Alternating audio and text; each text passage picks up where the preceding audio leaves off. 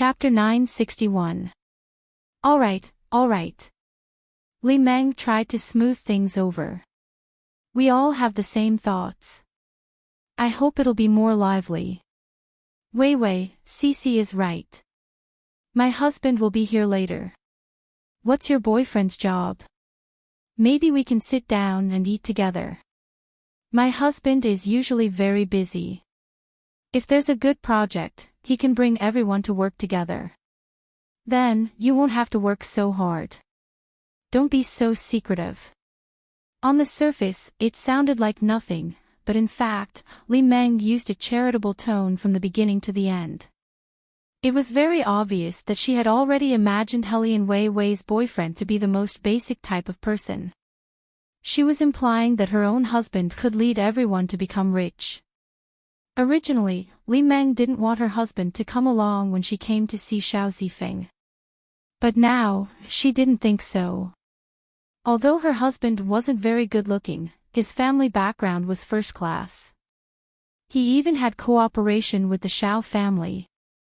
In addition, he often appeared in financial news. Everyone here knew him. Everyone who came to work wanted to be their own boss. Presumably, Helian Vivian's boyfriend was the same. When that person came and saw her husband, he would naturally lower his attitude.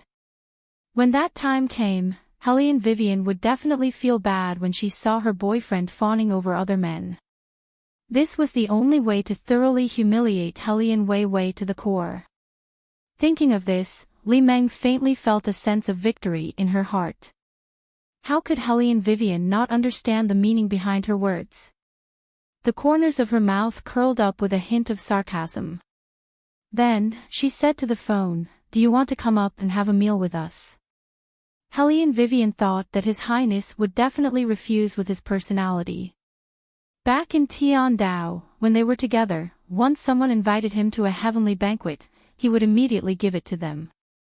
He handed the invitation to her and then continued to read his ancient scroll with one hand propping up his chin. His Highness obviously couldn't be tempted by delicious food.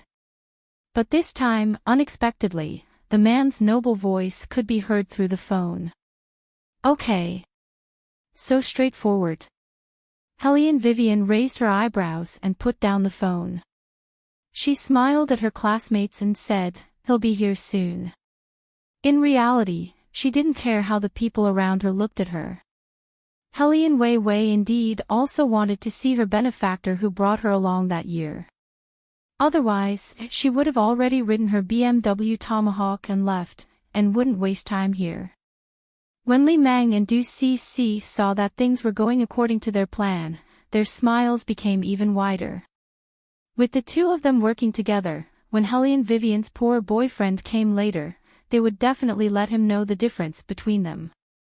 Qingchen was standing at the side.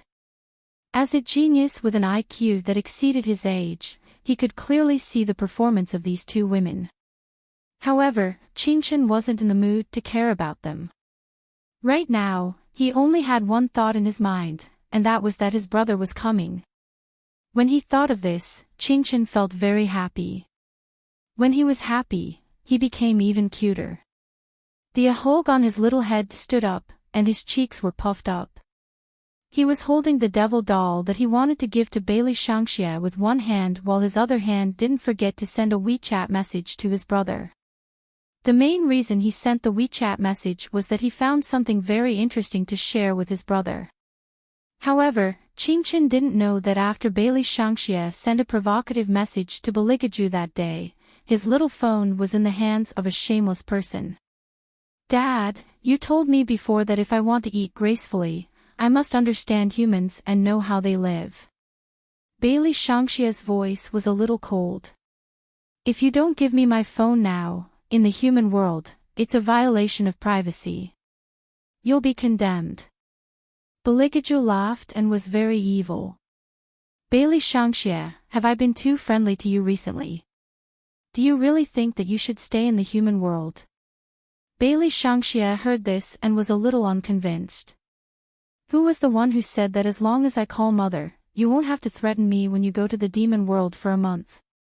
"Dad, are you going back on your word?" I won't threaten you for a month, but that doesn't mean that I won't threaten you after this month. Belikaju was very calm. If you want to stay in the demon world for the rest of your life, I can return your little phone to you now. If you don't want to, then be good and don't disturb me when I'm looking at WeChat. Bailey Shangxia scratched the car. I really want to beat someone up. Bailey Shangxia, who was as shameless as his father, could only grab the big demon under his feet with both hands and start a one-sided PK. This was the cultivation that little demons had to do on their path of growth. However, Bailey Shangxia's methods were especially ruthless, and the big demon felt that there was nothing left to live for in this world. Belikaju didn't care how angry his son would be. He unlocked the screen with his finger and raised an eyebrow. Qingqin's WeChat. Bailey Shangxia coolly kicked the demon out of the car when he heard that it was his younger brother who was looking for him. He then moved closer to his father and wanted to see it together. Belikaju opened the WeChat and saw a few uncomfortable words. Brother, there's a person who has a crush on Mother here. Judging from his eyes, he must like Mother very much, but Mother doesn't seem to have noticed it herself. Bailey Shangxia saw the WeChat message and knew that the situation was bad. As expected, the little phone made a buzzing sound again, but the man's side profile didn't change at all. However, his eyes were gradually dyed with a blood-red light, and the surrounding demons became more violent. All of a sudden, the dark fog filled the entire car. Bailey Jiaju sat with his legs slightly crossed. His slender fingers were wrapped in pure white gloves. His good-looking thin lips slowly raised into an arc. It was bloodthirsty and dangerous. Meanwhile, at the Emperor Hotel not far away, Li Meng saw that the matter was settled. She turned around and said to her classmates, "Since Wei Wei has agreed, then we don't have to worry about not seeing her boyfriend. Let's go and order first." It's not easy to book a room in the Emperor Hotel, especially when the meal hasn't started yet. Usually, they won't receive guests. This time, we can book a private room thanks to Cici. Du Cici pushed her and pretended to be reserved. In fact, her tone sounded like she was showing off intentionally. Meng, that's enough. I don't have any connections, I rely on my family. After all, Uncle is a senior manager in the Ju Wei group, so he naturally has a say here. Chapter 962. Cici, you don't have to be so humble. As long as you work harder, this Emperor Hotel is not a place you can eat whenever you want, Li Meng said. Some of the students who arrived late did not understand and asked curiously, "What do you mean?" "We don't understand." "She's recently dating the boss of the Ju Wei group." This Emperor Hotel is just one of the properties of the Ju Wei group.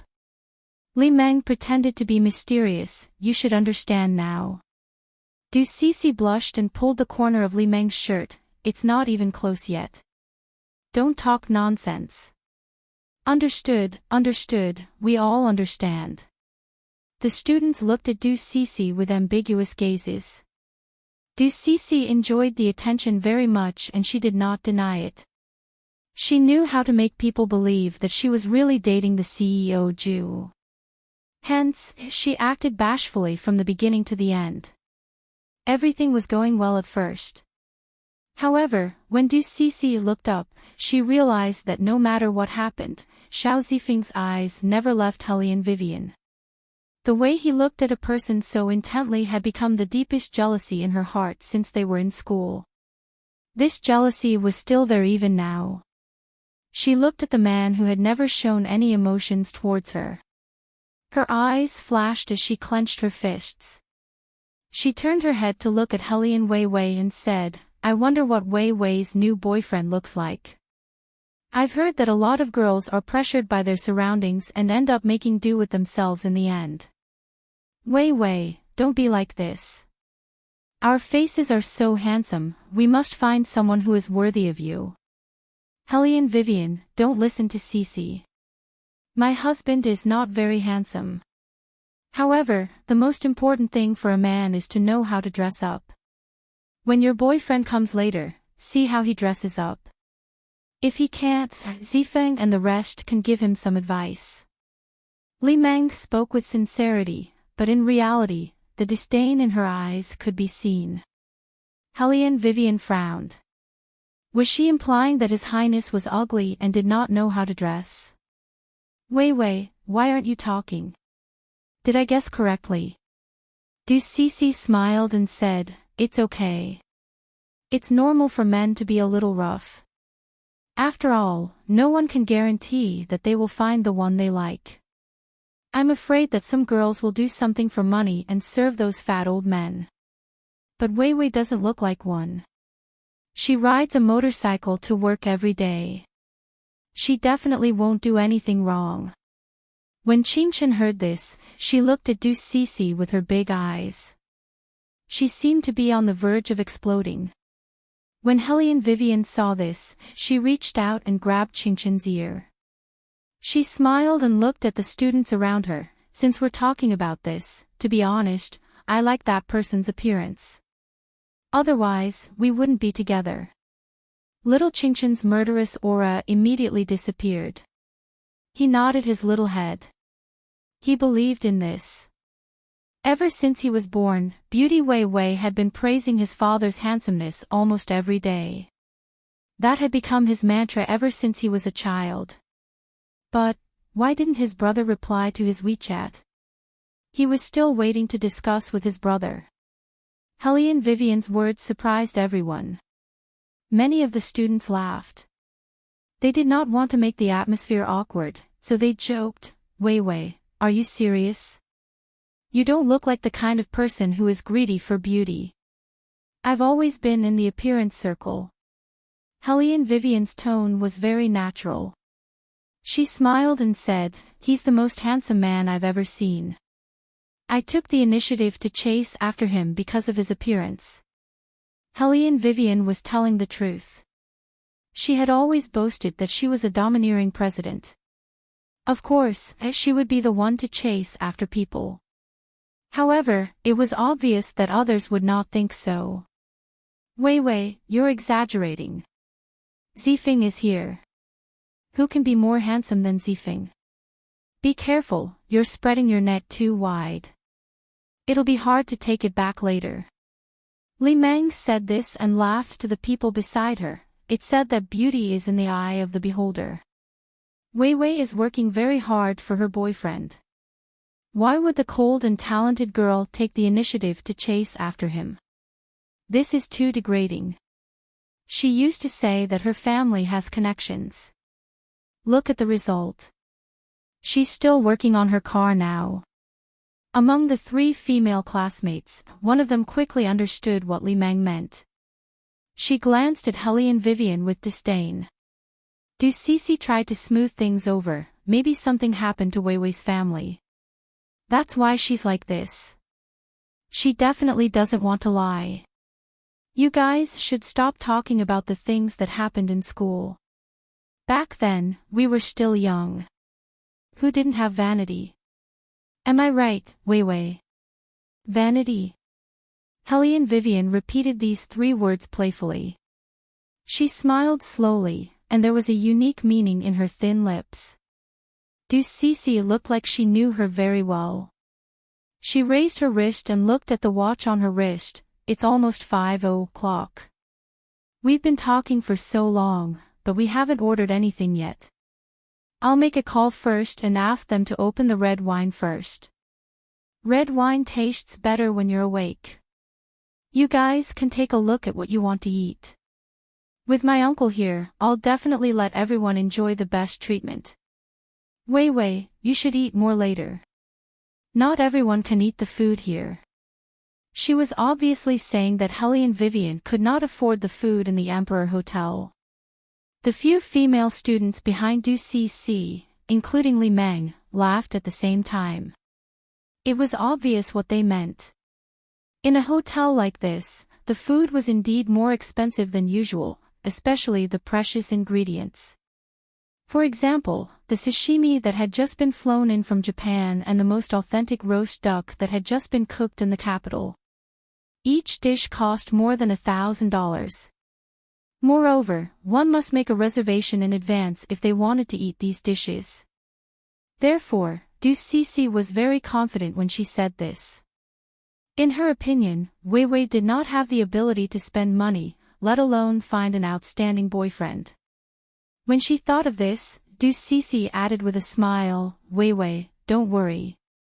Even if your boyfriend isn't as good-looking as you said, we won't say anything. We won't be so. Before Cici could finish her words, a graceful and noble voice slowly sounded from behind the crowd. It was accompanied by a slightly cold and deep voice. Am I late? Chapter 963. The voice was not loud, but because it was so pleasing to the ears, it broke the noise of the hotel. It was hard for people not to notice it. Everyone turned their heads to look at the source of the voice. They saw a man standing against the light. They did not know how long he had been standing there. He was wearing a black trench coat that was half open, revealing a pure white shirt underneath. Although he was wearing a pair of wine-red trousers that they could not identify, the texture was very good. It successfully made his legs look slender and powerful. His silver-white hair made him look like a character who had walked out of a comic book. He was full of dazzling handsomeness.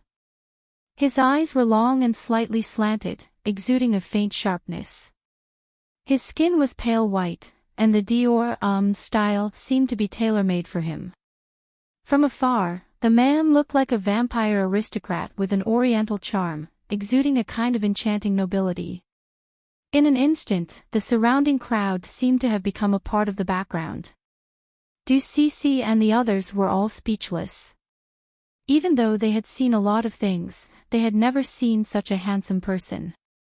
Involuntarily, several female students looked at the man in front of them in a daze. Their eyes followed his movements. He was standing at the entrance of the hall, holding a child with his slender ivory fingers. That child was also very handsome. His facial features were very deep, and his small face was fair. He was dressed in a cool manner, and he looked a little like a little devil in the TV series. He was even wearing a small leather glove on his hand. Just when Cici and the others were tongue-tied, the man walked over. The man had already walked over. At that moment, the dim lights in the hall seemed to have all run into his eyes.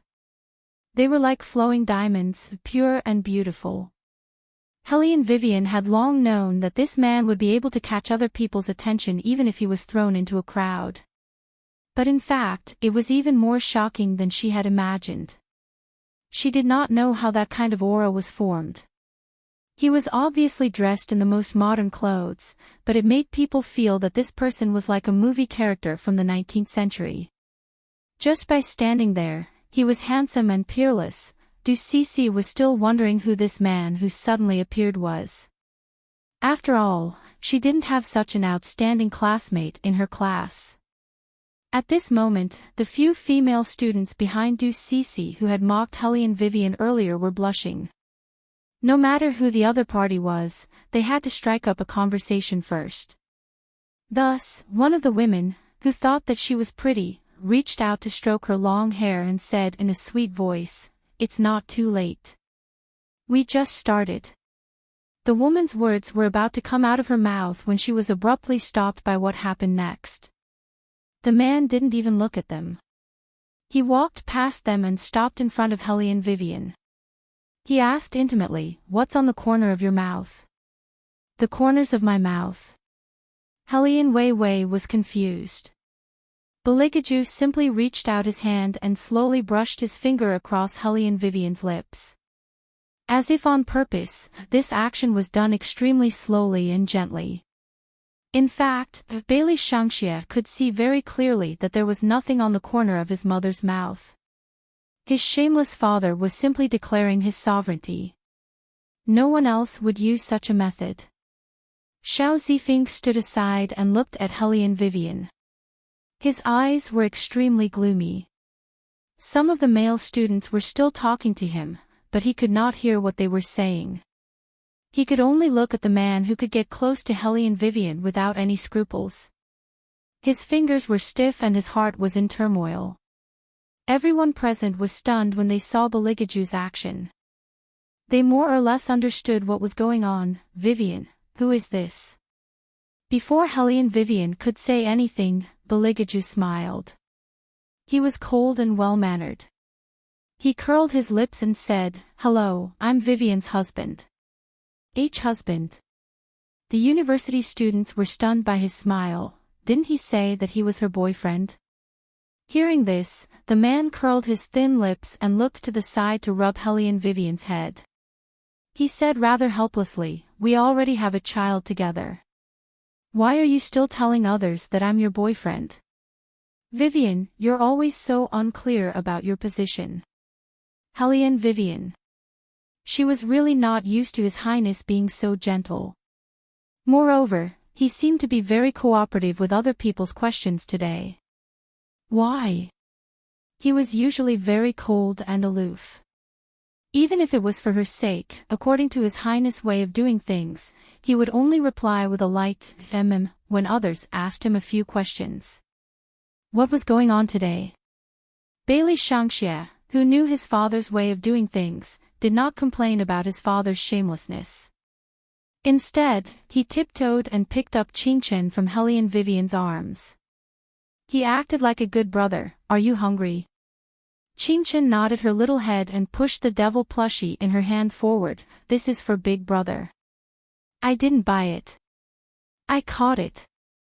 Bailey Shangxia hugged his younger brother, who was only a head shorter than him. Clearly, he did not have the time to take the plushie.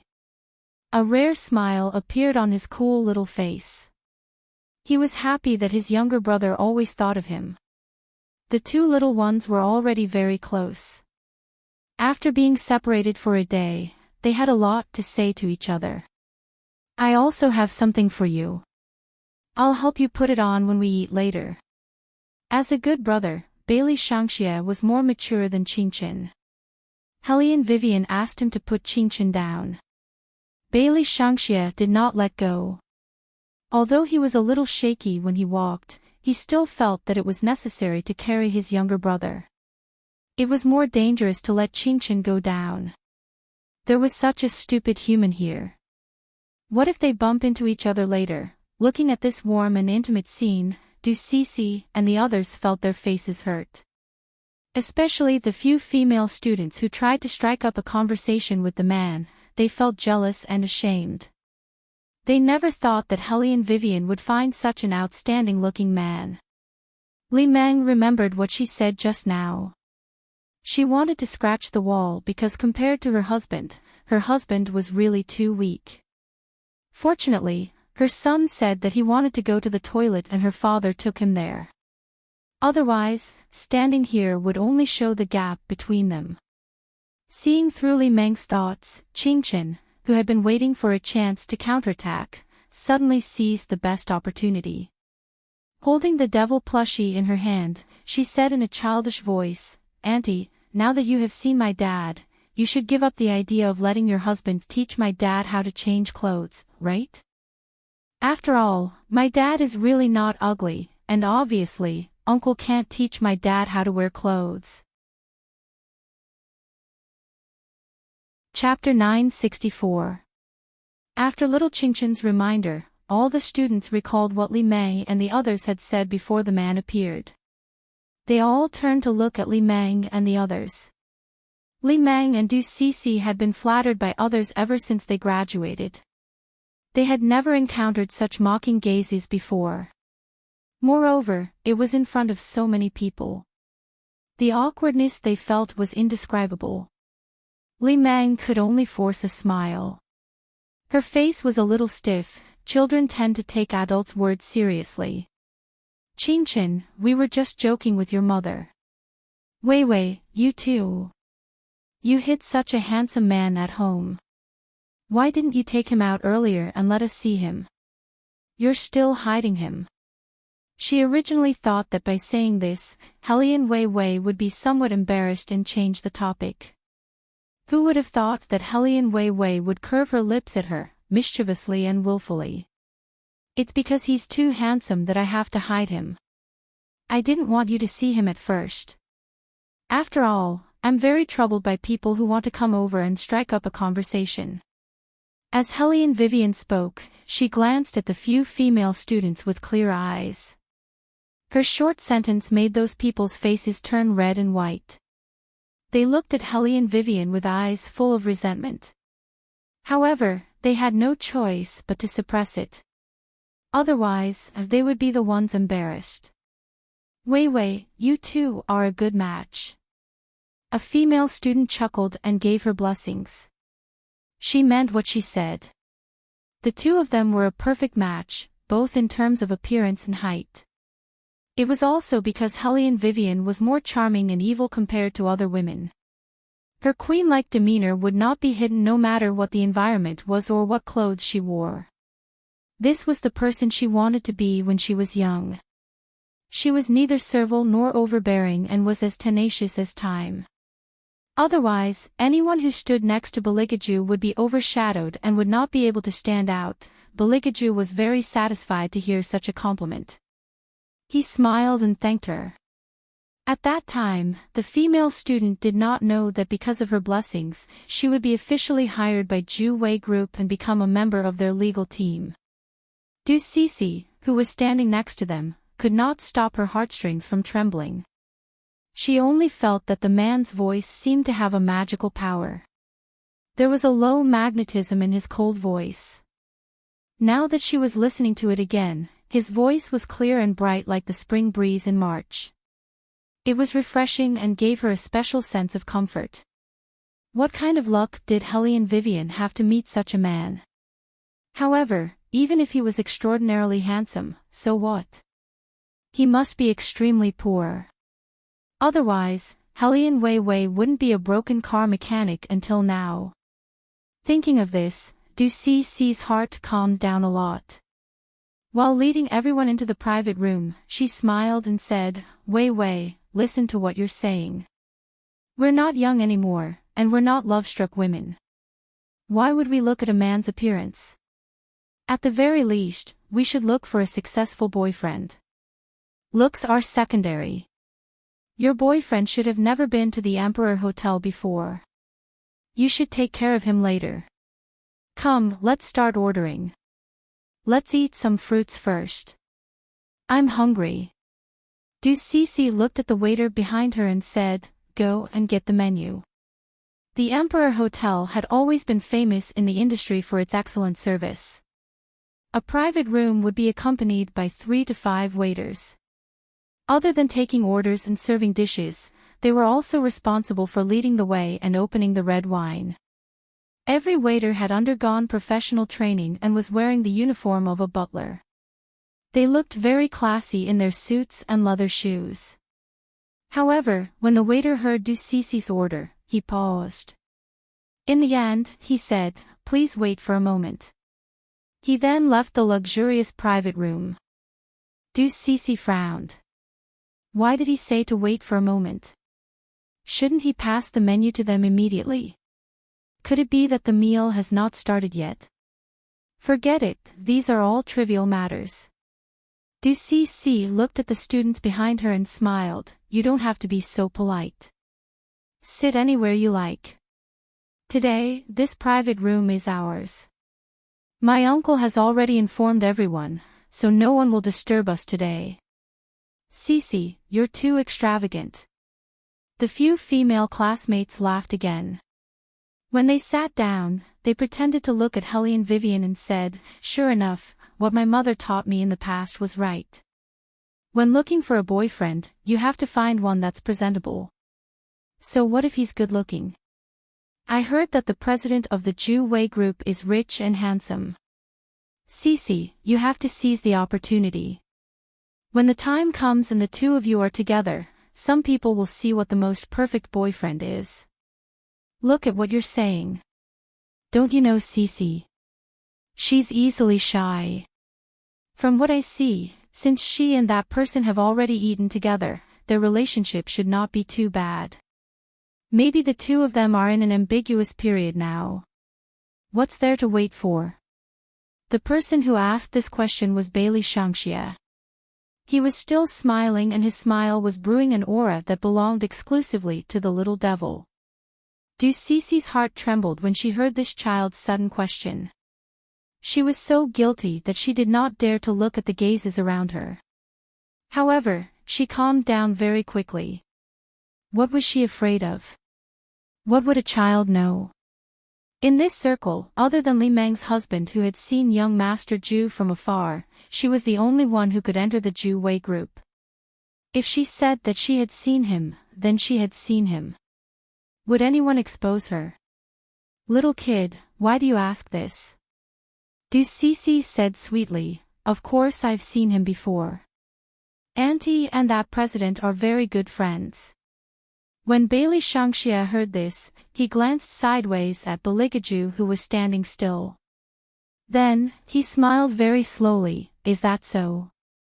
A friend who can't recognize my father. Ha, if she had really seen him before, how could she not recognize my father? Du Cici was confused by Bailey Shangxia's smile. However, she did not take this matter to heart. After all, he was just a little kid in her heart. Bailey Shangxia did not say much. However, this did not mean that the battle had stopped even though he was not present during the whole process. However, based on the current situation, this group of people, especially this stupid woman, must have bullied his mother before he arrived. How could he let the people who bullied his mother off so easily? Qin Chen was sitting next to Bailey Shangxia. She was very cute as she whispered into her brother's ear and reported to him, the person who spoke just now is called Du Cici. She was the one who said that she had a blind date with my father. She was the one who said that her uncle was a high-ranking executive in the entertainment company. Which entertainment company? Bailey Shangxia thought very coolly. When I go back, I'll make that company go bankrupt. Qin Chen lifted the devil plushie up and said, Zhu Wei. Bailey Shangxia thought to himself. This company really cannot go bankrupt. Chapter 965. There's another person. She's little Fatty Chang's mother. Little Fatty Chang was there just now. He even asked me to call him Big Brother. I held myself back for a long time and didn't beat him up, Qin Chen said angrily. Bailey Shangxia raised his eyebrows and his eyes turned red immediately. The smile on his face became bloodthirsty and cruel. Good, very good. It seems that he had such thoughts because he didn't break little Fatty Chang's bones the last time. Asking Qin Chen to call him Big Brother. Does he deserve it? The image of his younger brother and mother being bullied because they were not around immediately appeared in Bailey Shangxia's mind. As a good elder brother, he would never have thought that when they first met, he had wanted to take little Qin Chen in as a younger brother because he was too strong. Now, in Bailey Shangxia's heart, no other child in the world could be more obedient and sensible than his younger brother. That little Fatty Ching was simply courting death. Wait a minute, little Fatty's surname is Ching. Bailey Shangxia turned his head and asked his father in a low voice, is the human who always goes to the villa to greet you surnamed Ching? Baligaju did not deny it. He sat back and crossed his legs leisurely. He smiled meaningfully. Bailey Shangxia understood what was going on. It seemed that his father was not only here to declare his ownership over his mother, but also to start a massacre. However, there were some people who were too vain. They were so vain that they could even lie as if they were telling the truth. Du Cici was already acting like she was the hostess and ordered the waiters to do this and that. Li Meng had just found her sense of superiority. She deliberately dialed her husband's number in front of her classmates. Hello, are you done? We're about to start eating. Yes, there are a lot of people. There are a few male students who want to meet you and talk to you about the project. asked the waiters to open a few more bottles of red wine. Put the cost on me, Ching sounded very rich. Li Meng put the call on speaker.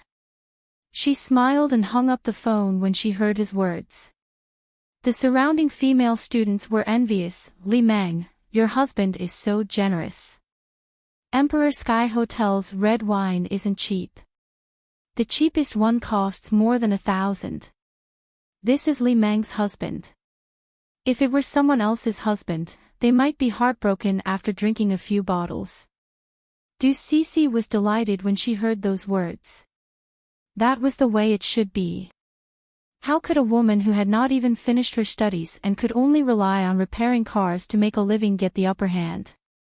Today, she wanted to make Helian Wei Wei lose all face and dignity. So what if he was a handsome boyfriend? Without any background, she could still embarrass the other party. You guys talk too much. Look, Wei Wei hasn't said anything yet. Du Cece turned her head and looked at Helian Vivian. Vivian, since you already have a boyfriend, why don't you change your broken motorcycle? Cars aren't expensive these days. I just changed to a small sports car, and it's only around 300,000. Nowadays, there are very few people who ride motorcycles. I don't see your boyfriend's car either. Both of your salaries should be enough to buy a car, right?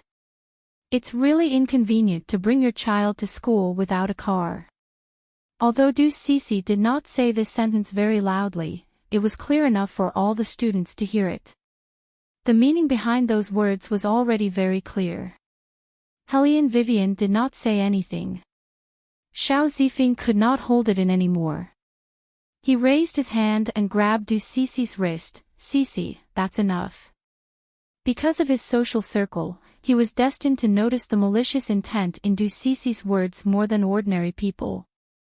An innocent classmate would not say such things in such an occasion.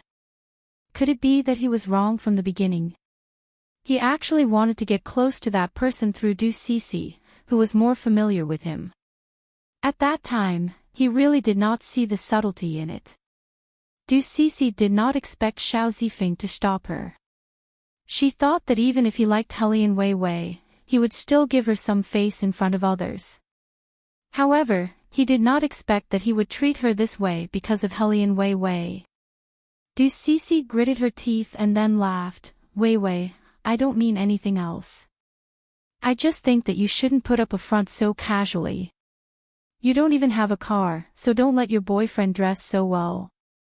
We're all classmates. We know each other very well. Why waste money?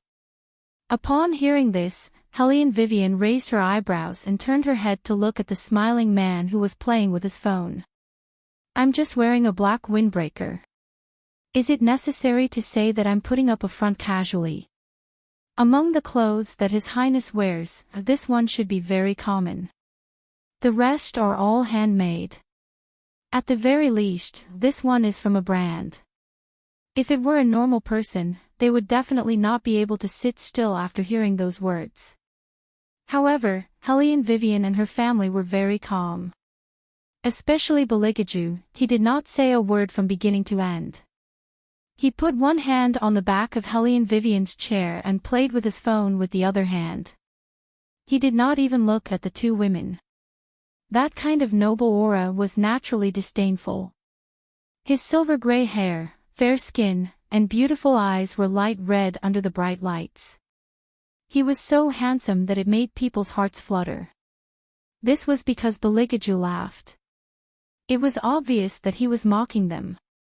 It was this man's attitude that made Li Meng and Du Cece even angrier. It was as if he only had eyes for Helian Vivian and no one else was worthy to be in his eyes. What a joke. She was just an old and poor woman. How could they not be compared to Helian Vivian with their background and education? Cece is right. Vivian, you've worked hard to repair your car. It's not easy to earn some money. It's better to save it for the children. As a person, you should be content with what you have. Don't do things that are beyond your ability. It's normal for men to want to save face, but you can't squander it like this. Li Meng thought that since they had already put it this way, there was no need for them to worry about their reputation anymore. She smiled and said, "If your boyfriend really has the money to spare, he'll help you change that lousy motorcycle first. Don't always think about buying clothes. You can't count on branded cars. It shouldn't be difficult to change to a four-wheeled motorcycle, right? Or is it that you can't even afford a car with your current financial situation?" Li Meng looked at Hellion Vivian and sighed softly. "I thought that your boyfriend would have a decent job." "Vivian, do you really not want to consider being an assistant at Cece's company? If it's really not possible, you can ask your boyfriend to go to Qing Group. I'll talk to my husband. Although he usually doesn't care about these trivial things in the company, it's still very convenient for him to arrange for someone to go in. As long as your boyfriend is not like you who has no education." Before Li Meng could finish her words, a swishing sound was heard. Chapter 966. The door of the private room was pushed open from the outside, and two people walked in while talking and laughing. One of them was very old, and he was holding a book in his hand. It was obvious that he was a scholar. The other person had a very strong appearance, and it was obvious that he was not a local. The students did not care about the foreigner. In their eyes, only the white-haired scholar was left. "Teacher." Du Cece was the first to stand up. She immediately greeted him with a smile. "You're here. Why didn't you call me and ask me to pick you up?" The scholar was not so particular. He waved his hand and said in a scholarly manner, "It's only 2 or 3 steps away, and I know which private room it is. There's no need for you to pick me up." He did not like Du Cece, but he did not dislike her either. No matter how outstanding Du Cece was in the country, he would only acknowledge her as his disciple in his heart. The scholar did not notice Hellion Wei Wei, who was standing outside the crowd. In order not to lament like an old man, he introduced the foreigner beside him to Du Cece and the others who surrounded them. "This is Robert. You should have heard of his name before. There is never a case that he cannot win in the judicial field. After graduation, many of you will enter the legal field. If you have any difficult cases in the future, you can look for him. But remember, Robert is very busy. If you encounter a difficult case, don't look for him, understand? Do you understand?" The scholar was undoubtedly a good teacher. After graduation, there were very few professors who still wanted to introduce their own connections to their students. Robert was a gentleman. He tilted his head and smiled. He had the typical forthrightness of an American. "Hey, old Yuan, although I'm very good, I'm not that good. There are still some cases that I can't win." He spoke in English, but it did not hinder the people present from communicating. After all, they were all graduates from famous universities. Even if they did not learn English well, they could still communicate with each other. For lawyers like them, Robert was simply a godlike figure. There were countless legends about him. Those who were in this line of work had heard of his name. Du Cece had always wanted to meet her teacher's good friend, but her professor had never introduced her to him.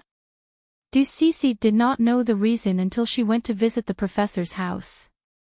She heard the professor's wife whispering, "Do you want to keep these connections and give them to Hellion Vivian in the future?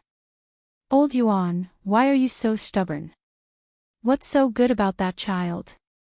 In my opinion, she can't be compared to Cece at all. What do you know?"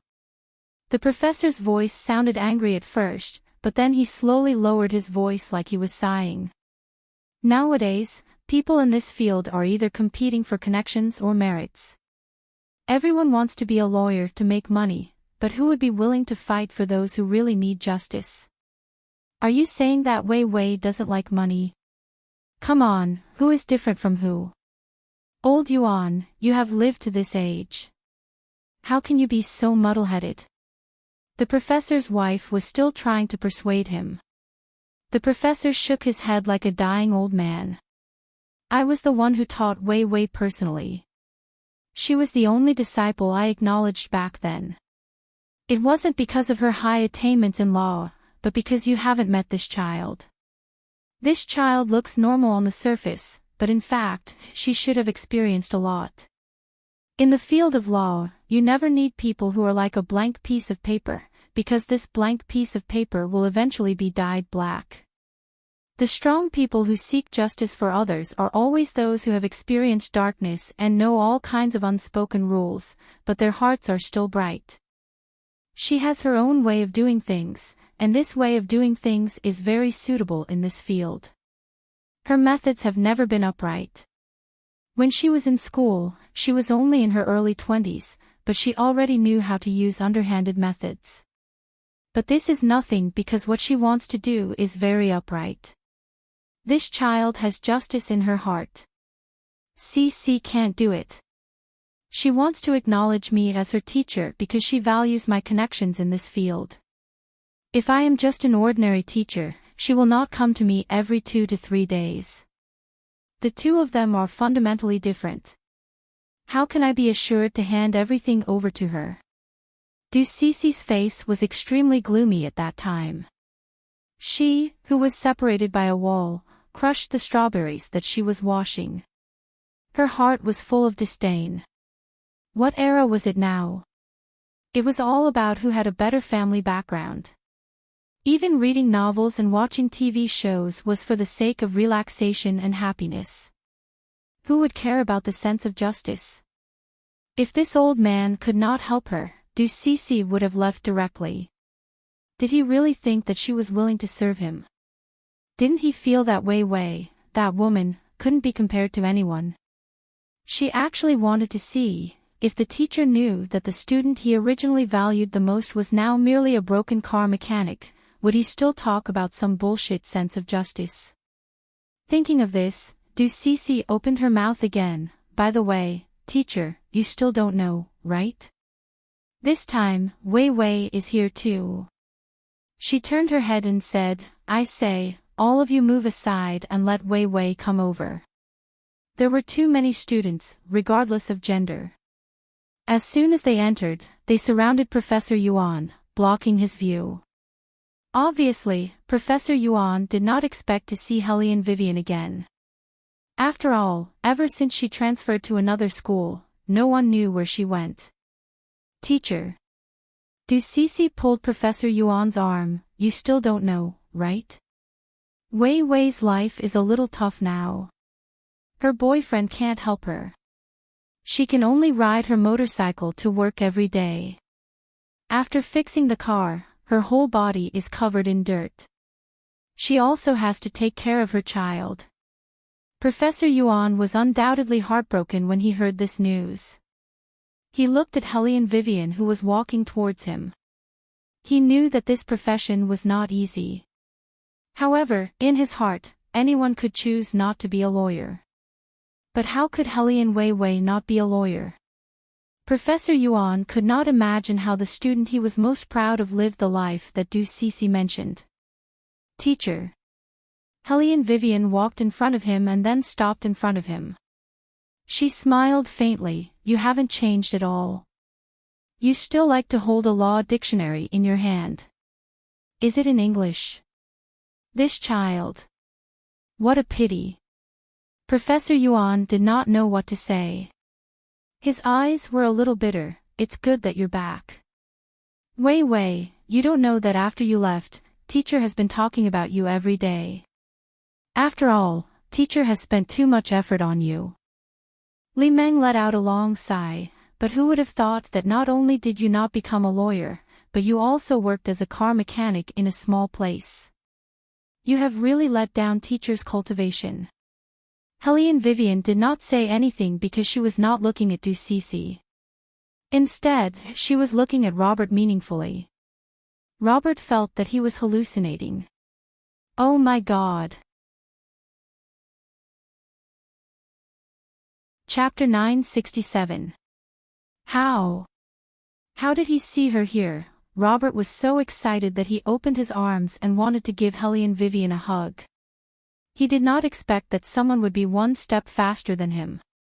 He directly reached out his hand and pulled Helian way back, pulling her into his embrace. Robert was so excited that he did not even look at the man who warned him. Wei, why are you here? How many years have we not seen each other? It's been 3 years. God, if those people know that you're still alive, they will definitely go crazy. What's going on? Du Cece and Li Meng were stunned. As Robert spoke too fast, some of the students did not realize what was going on.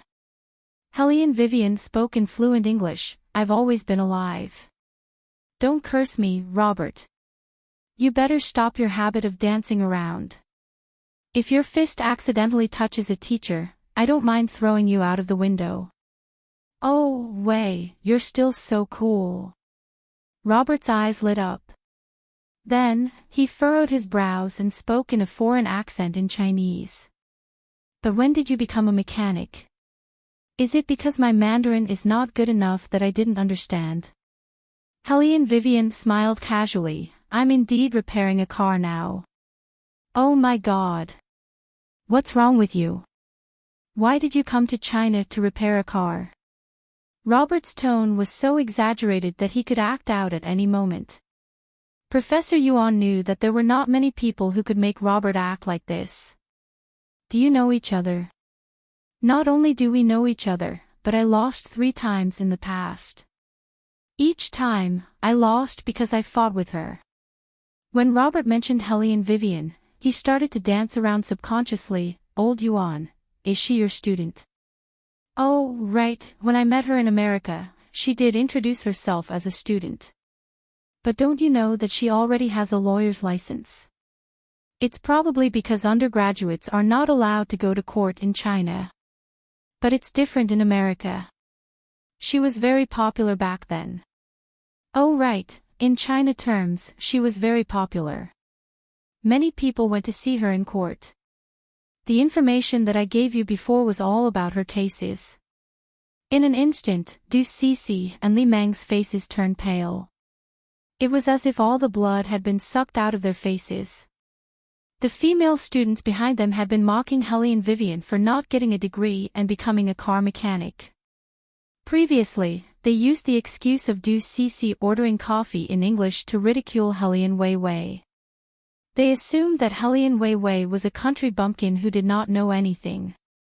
But now, after hearing Helian Wei's extremely fluent English, they realized that something seemed to have gone wrong. But that was not all. They did not expect that a person who did not even get a degree would be better than a godly figure in the lawyer's world. They also did not expect that Helian Vivian had already gone to court in America when she was still in school. Even with Du Cece's outstanding performance in the industry, she might not be able to go to court in America. The gap between them was obvious without a comparison. Du Cece gritted her teeth and forced herself not to show an awkward expression. But how could the two-faced Qinchin let her go? She reached out her little hand and grabbed her brother's hand. She pointed at Du Cece and said, just now, this Andy said that she wants Mom to go to her company to be an assistant. She also wants to introduce the useless men in her company to Mom.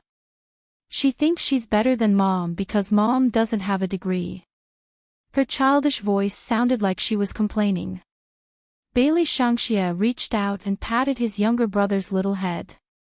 Stupid, he said coolly. I think so too. After little Qinchin finished speaking, he nodded obediently. The 2 little ones did not hesitate to protect Helian Vivian. Just a few words were enough to make Du Cece unable to escape. At that moment, Du Cece wished that there was a hole in the ground for her to hide in. She only felt a burning sensation on her face, but she had to smile and explain to Professor Yuan, who was frowning at her, I saw that Wei was working too hard, so I wanted to find a job for her. I didn't expect that she would hide it so well.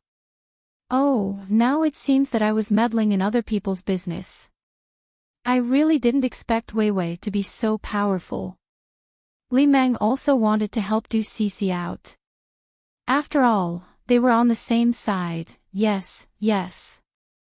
Cece had good intentions. She didn't want to overreach herself. Chin-chin, you're still young. You don't understand that this is how old classmates are. When you see that others are not doing well, you want to help them. Now that we know that Wei Wei is so good, we are happy for her. Only Li Meng herself knew how reluctant she was to say those words. Originally, they wanted to make Hellion Vivian be ridiculed after the student union meeting. They wanted Professor Yuan to know that it was a mistake for him to not accept Cece as his disciple. However, they didn't expect that they would be the ones who couldn't free themselves. Not only did Hellion Vivian not disappoint Professor Yuan, but because of Robert's appearance, he looked at Hellion Vivian with a gratified expression. Even the students' gazes changed. Everyone was looking at Hellion Vivian, Cece, and Li Meng. The more they were like this, the more jealousy Li Meng felt. What kind of luck did Hellion Vivian have? Isn't she just a lawyer? Even if she isn't a mechanic, the current her can't be compared to Li Meng and Cece. That's because the men they have are different. After understanding this, Li Meng calmed down. She didn't care about how others were looking at her and Du Cece. She only gave Du Cece a look. Du Cece was smart. She quickly changed her mood and said to Hellion Vivian, Wei Wei, I really wanted to help you. That's why I said that. Also, I didn't understand the situation. You won't blame me, right? This kind of saying was very common in reality. What a woman who stole her best friend's boyfriend would do the most was to say, you won't blame me, right? After hurting someone else. This way of gaining sympathy was very easy to accept. It wasn't because the person involved accepted it, but because the people around them were very tolerant. Wei Wei, we are all old classmates. Cece definitely didn't mean anything else. In fact, everyone knew that Cece didn't mean anything else.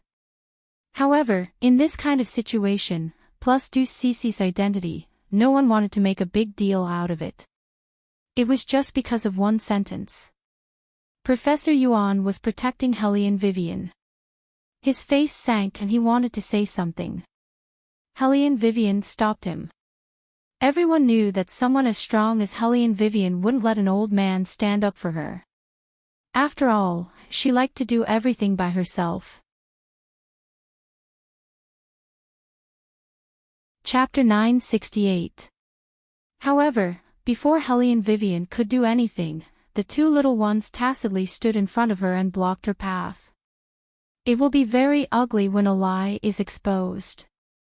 The person who spoke was Bailey Shangxie. He was still wearing his leather jacket and his small face was very cool. He was obviously a child, but when he smiled, he gave off an indescribable evil vibe.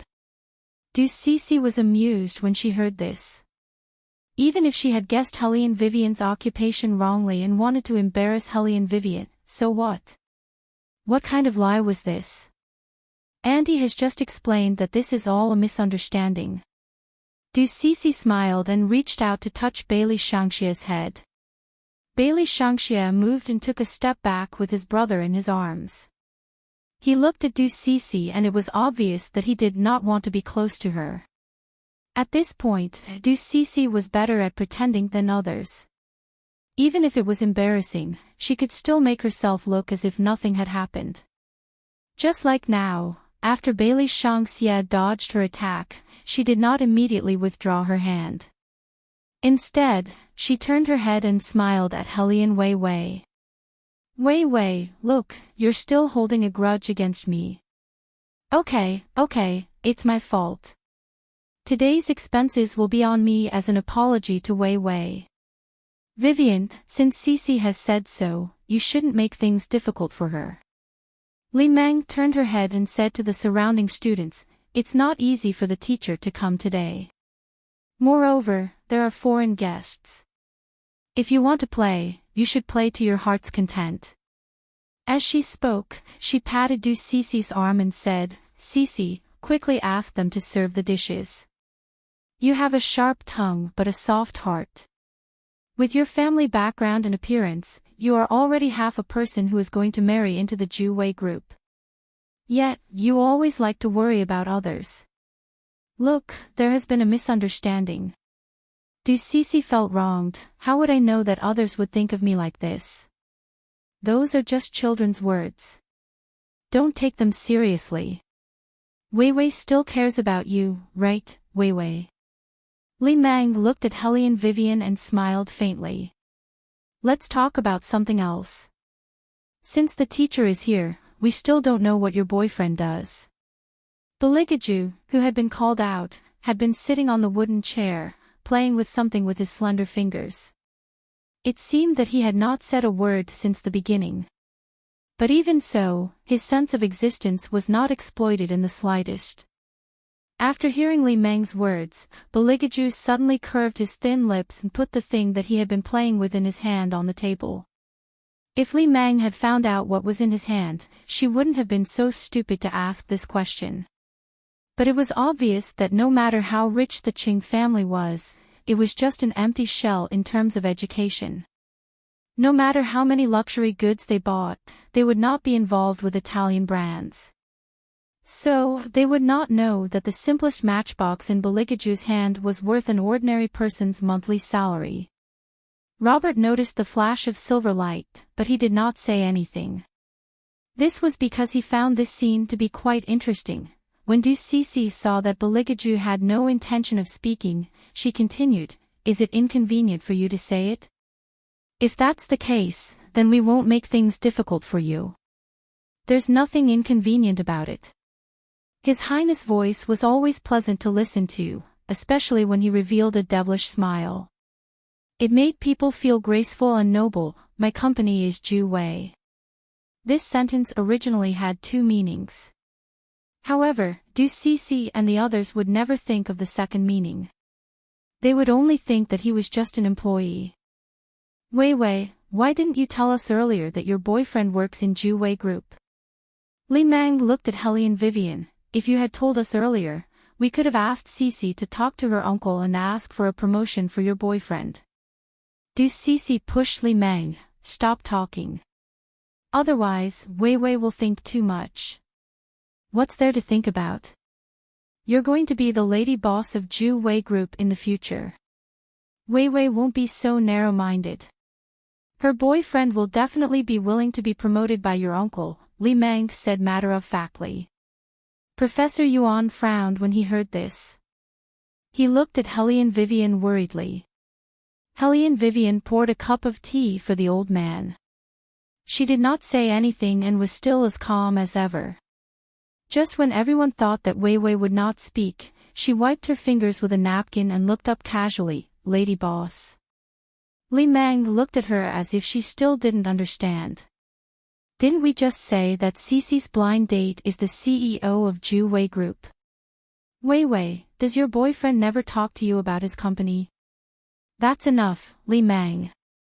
Du Cece held her back and smiled at Hellion Vivian.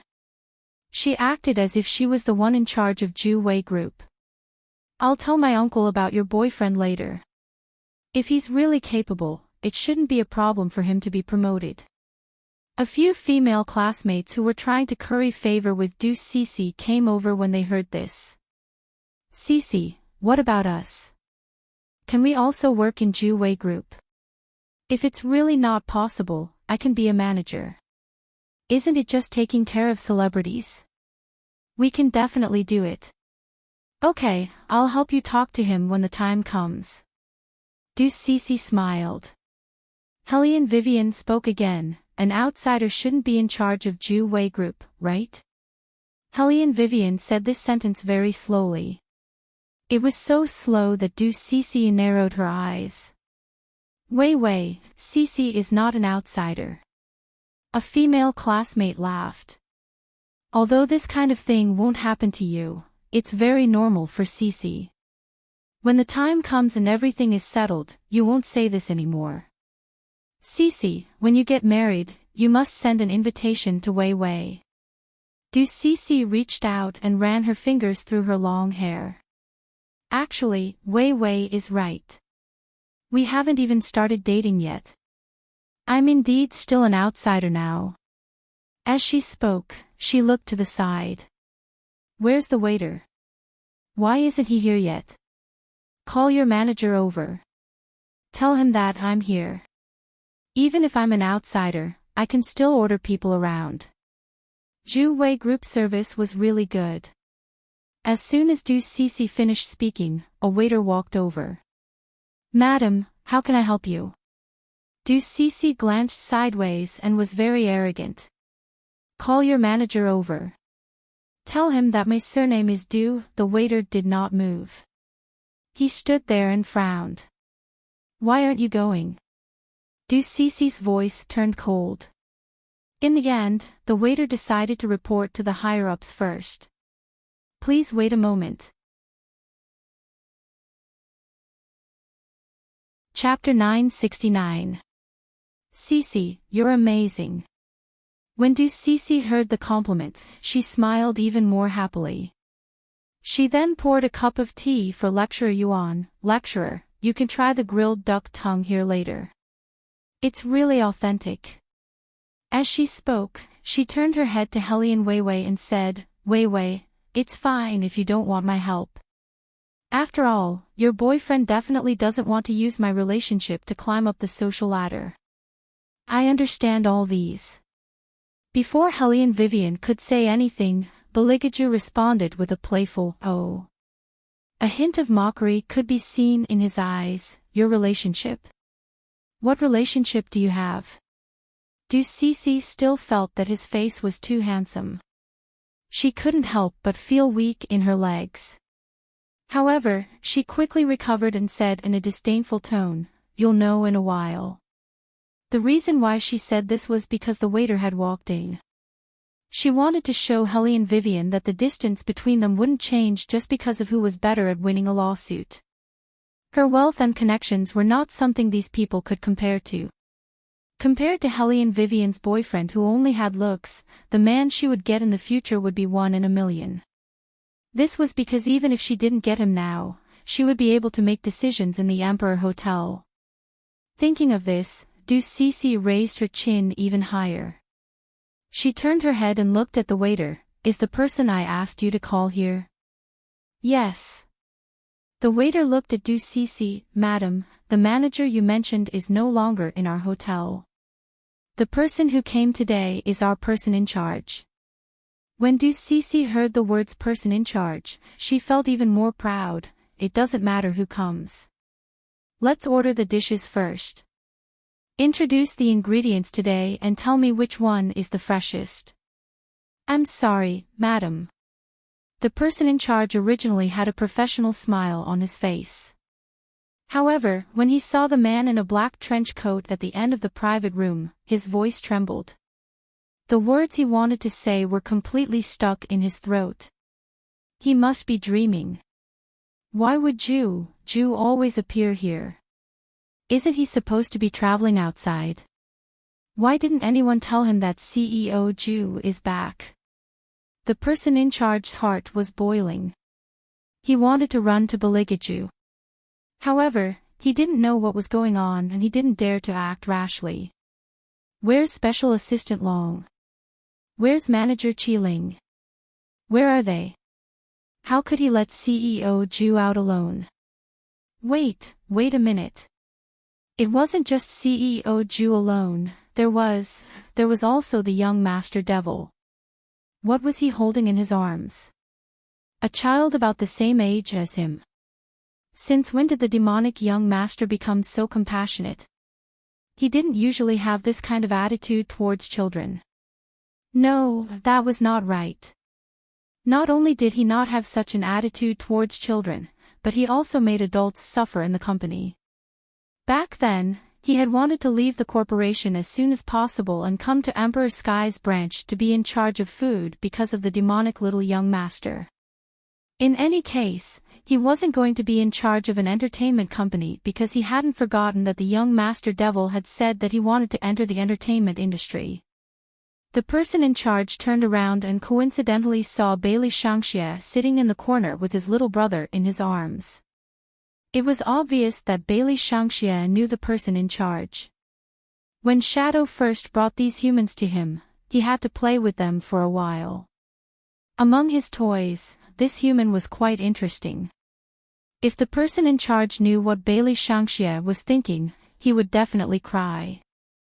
Unfortunately, he was only thinking about why the CEO, who didn't like to go out, would suddenly come to the place he was in charge of for a meal.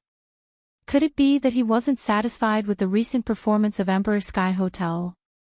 The person in charge recalled what punishment the previous subordinate who made CEO Ju unhappy received and felt a chill down his spine. Even when Du Cece called out to him twice, he didn't respond. The waiter had never seen the person in charge lose his composure like this. Was it because the temperature in the private room was too low? Why did he have an illusion that the person in charge's hand was trembling? Director Liang, the guest is calling you. The waiter couldn't help but pull the person in charge's sleeve. The person in charge regained his senses and immediately stood up straight under Beligaju's gaze and said to Du Cece, "I'll prepare the ingredients for you immediately." The person in charge's humble attitude made the other students believe Du Cece's words without a doubt. They felt that Du Cece was very capable. Du Cece was a little surprised. After all, no matter how powerful her uncle was, he would only ask the manager to come out for a while. It was also her first time meeting the person in charge. She didn't expect that her uncle's position in Ju Wei Group was higher than she expected. The unexpected reward made her feel even more proud as she enjoyed the envious gazes around her. She pointed at the menu with her red finger and said, "Let's have the lobster first. Teacher likes lobsters. Li Meng, take a look and see what you want." She passed the menu to Li Meng as she spoke. The person in charge was about to nod his head and say yes when he saw the man sitting on the seat curling his thin lips. The coldness in his eyes was definitely not satisfactory. In an instant, cold sweat broke out on the person in charge's forehead. Did he do something wrong? But these people were CEO Ju's acquaintances. Did CEO Ju want him to refuse? The person in charge guessed carefully and said tentatively, "I'm sorry, madam. According to our hotel's regulations, the lobster dish must be pre-ordered." Phew, finally. CEO Ju finally moved his gaze away from him. It seemed that he was on the right track this time. Du Cece didn't understand why the person in charge's attitude changed so quickly. The other students were somewhat disappointed as well. "We need to pre-order. I thought that we could eat the freshest lobster with Cece." Du Cece felt a little embarrassed at this time. She closed the menu in her hand and said politely, "I never needed to pre-order before coming here. It's the same this time. Since you're the person in charge of this hotel, you should be an old acquaintance of my uncle. My uncle's surname is Du and he's one of the higher-ups in Ju Wei Group." Du. When the person in charge heard this surname, he subconsciously looked in the direction of his boss. Was he the one who was banned by CEO Ju during the meeting this morning? Du Cece was puzzled by the person in charge's gaze. "What are you looking at?" The person in charge opened his mouth. What should he say to satisfy CEO Ju? Beligaju didn't make things difficult for his subordinate. He tilted his head and sat on the wooden chair. His slender fingers twirled Helene Vivian's long hair. He started to release the coldness that he had been thinking about for a long time with a faint smile. Du Dui was fired this morning. How can he be considered a higher-up? Chapter 970. What did you say? Du Cece raised her head. She did not intend to accept such an excuse. Her voice was filled with anger. What do you mean by fired? That's impossible. Wei Wei, shouldn't you control your boyfriend in such an occasion? Ask him to watch his words. Not only will he damage my uncle's reputation, but it will also affect the Ju Wei Group. Helene Vivian raised her eyebrows and was ready to roll up her sleeves to fight. She did not care if she had to use her mouth or her hands. She was not going to let Du Cece off the hook. She was not going to allow anyone to bully His Highness. As an arms tycoon, how could she tolerate others talking about her other half like that? She must show her domineering and mighty aura. Helian Wei Wei's plan was correct. However, before she could get up, Beligaju, who was sitting beside her, pressed on her shoulder with one hand and stood up. He casually threw away the matchbox in his hand, leaving only the cigarette between his fingers. He looked at the person in charge not far away. It was obvious that he wanted the person to get over here. The person in charge reacted quickly. When he saw Beligaju, he immediately walked over and said in a panicked tone, "CEO Ju, I have a fire here. I have a fire here. CEO Ju." These two words seemed to have penetrated everyone's brain. All the students present were stunned, and their thoughts were tangled into a mess.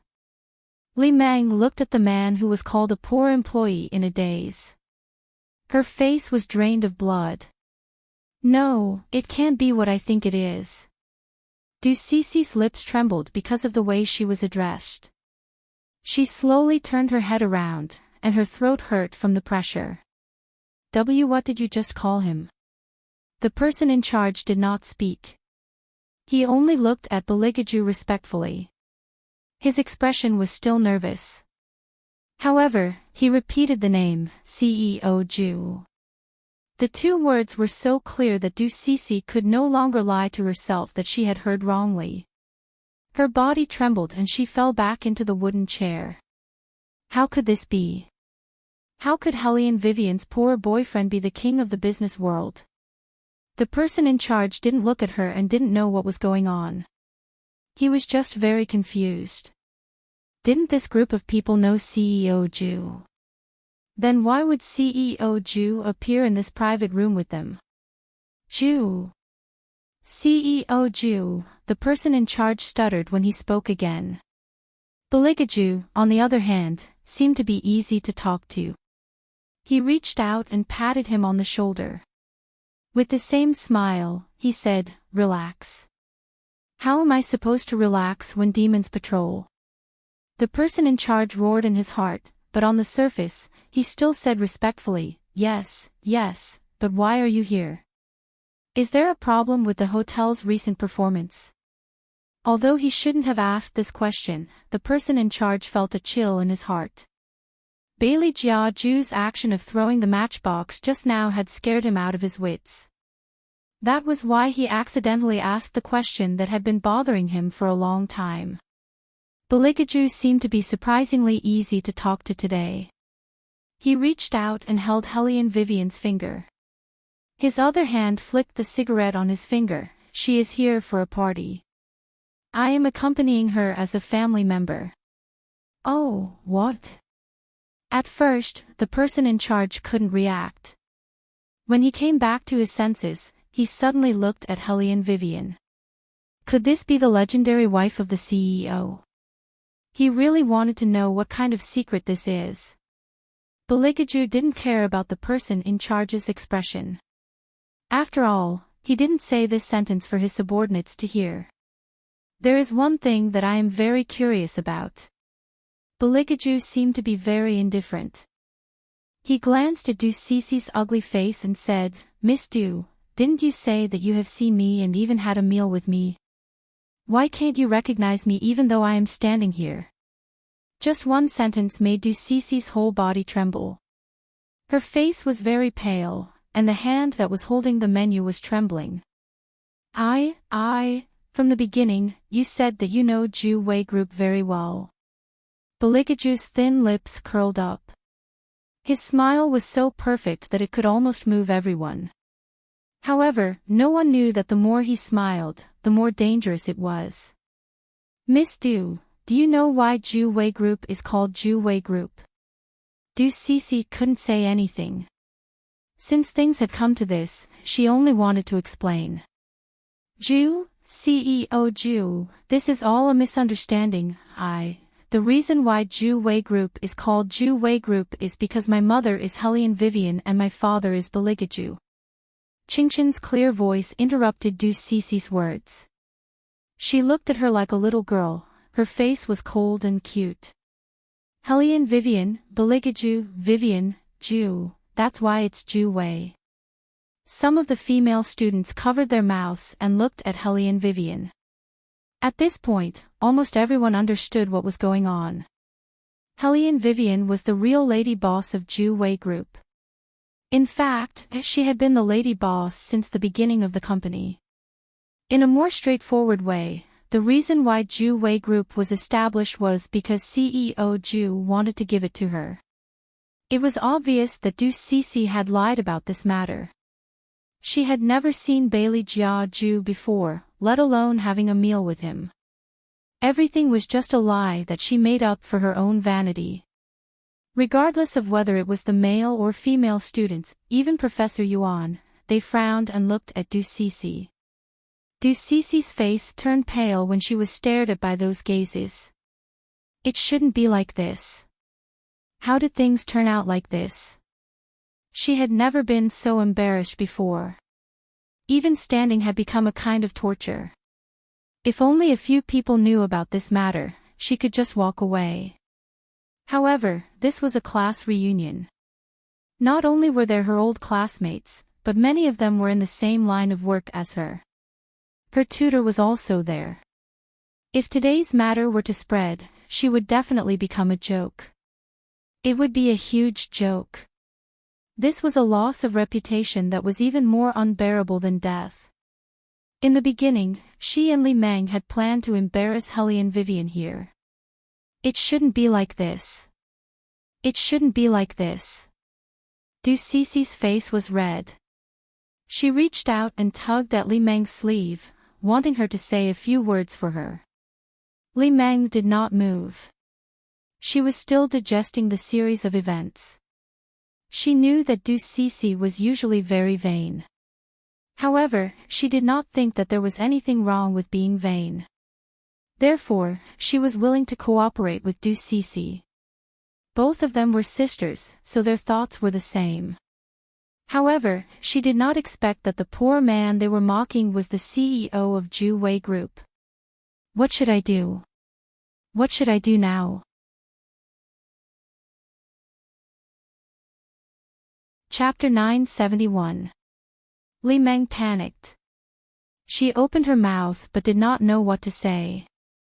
Left with no choice, Du Cici could only turn her head and ask the few female students who had been following her and fawning over her to say something. However, those people were obviously worse than Li Meng. They avoided Du Cici's gaze, trying to reduce their presence as much as possible. Bailey Shangxia looked at the scene and slowly sneered, "Auntie, I told you from the beginning that lies will be very ugly when they are exposed." Du Cici did not know who to look at. She only realized how wrong she was. She did not expect that she would be caught red-handed just because she said something a little too big as usual. How was she going to clean up this mess? You want to be the lady boss. Bailey Shangxia's little face was very cool and his words were very cold. At such a young age, he seemed to be able to make decisions. What a joke. The legal person of Ju Wei Group is not my father but my mother. My father is just an employee. Although it was not the right time to say this, as a younger brother who knew his brother very well, Qingqin could hear the disdain in Bailey Shangxia's words towards his father. But, legal person. Qingqin was no stranger to this word. Her big eyes looked at Hellion Vivian as if to ask, when did you become the legal person? Hellion Vivian also wanted to know, so she simply turned to His Highness who was still destroying the enemy and asked, when did I become the legal person of Ju Wei Group? This morning. Beligaju felt that at this time, seeing this face would greatly reduce his lethality. He directly pulled her away and said, betrothal gift. Oh, Hellion Wei Wei replied. Then, she turned around and said to little Qingqin, he said it's a betrothal gift, but I'm not very interested in the film company. What if it goes bankrupt? It's okay. Qingchen said very cutely, we can sell it when the time comes. Sell it? The hotel manager who was listening at the side was confused. Little young master, do you know how profitable Ju Wei Group is? Do you know how much Ju Wei Group's stock price has skyrocketed? How could he have the thought of selling it? Madam is such a beautiful and intelligent person, she will definitely not agree. With this thought in mind, the hotel manager looked at Hellion Vivian with sparkling eyes. Hellion Vivian seemed to think about it for a while. She looked very serious, as though she was rejecting the idea. However, to the person in charge's surprise, she actually smiled and said brightly, "Son, this is a really good idea." The hotel manager. How is this idea good? Bailey Shangxia glanced at the hotel manager coolly. You don't think Qingchen's idea is good? This. The person in charge of the hotel originally wanted to say what was in his heart, but in this line of work, the most important thing was to be very observant, so when the words came to his mouth, he immediately changed his mind. I think this idea is very good. That's right, very good. Sob sob sob, I'm about to cry. Bailey Shangxia nodded in satisfaction and warned him seriously, Qingchen's idea is good. Yes, yes. The hotel manager thought to himself, this devil young master who is obsessed with his brother is really crazy. After such a commotion, the hostility in Beligaju's eyes finally subsided.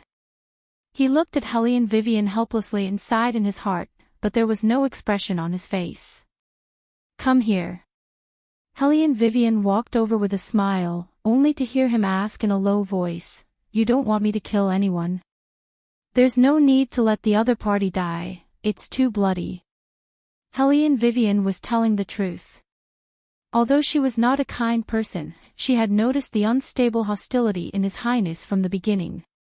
She did not know if it was because of the tearing of time and space. From her point of view, she did not care what kind of punishment Du Cece would receive. She was also a person who would seek revenge for the smallest grievance. What she cared about was the man in front of her, if she could not kill him, then she would. Beligaju looked at the pair of smiling eyes.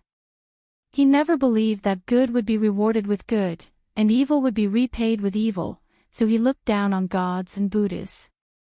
When reading poems, there would always be such a sentence, quiet is the style of a gentleman, restrained and silent, silent and peaceful. He rarely explicitly opposed something, and his thoughts were always hidden in his heart. However, he was not a modest gentleman. In order to get what he wanted, he had been using schemes and tricks all along the way. He did not think that schemes were a derogatory term. Schemes and tricks were all desirable, as long as he could get what he wanted in the end, no matter what method he used, it was all the same. Since she did not want him to kill, then he would not kill. However, he still wanted to destroy the Du family inch by inch. Beligaju turned around and glanced at Du Cece. The smile on his face had faded away, and it was replaced by a coldness that came from his bones. He only curled his lips slightly, but he did not directly deal with Du Cece.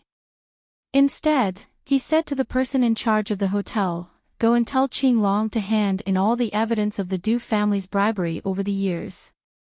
Since she is staying in the courtyard, then get her down. I can't stand people who are arrogant in front of me the most. He said it in a very casual manner. However, Du Cece could not stay any longer. She pushed the chair away and said loudly, are you trying to destroy the Du family? You can't do that. Beligaju smiled perfectly, but his eyes were so cold that it seemed like there were knives hidden in them. Miss Du, you are so good at making up stories. You almost made Wei Wei think that I had an affair, and even my son wanted to run away from home with his mother and younger brother.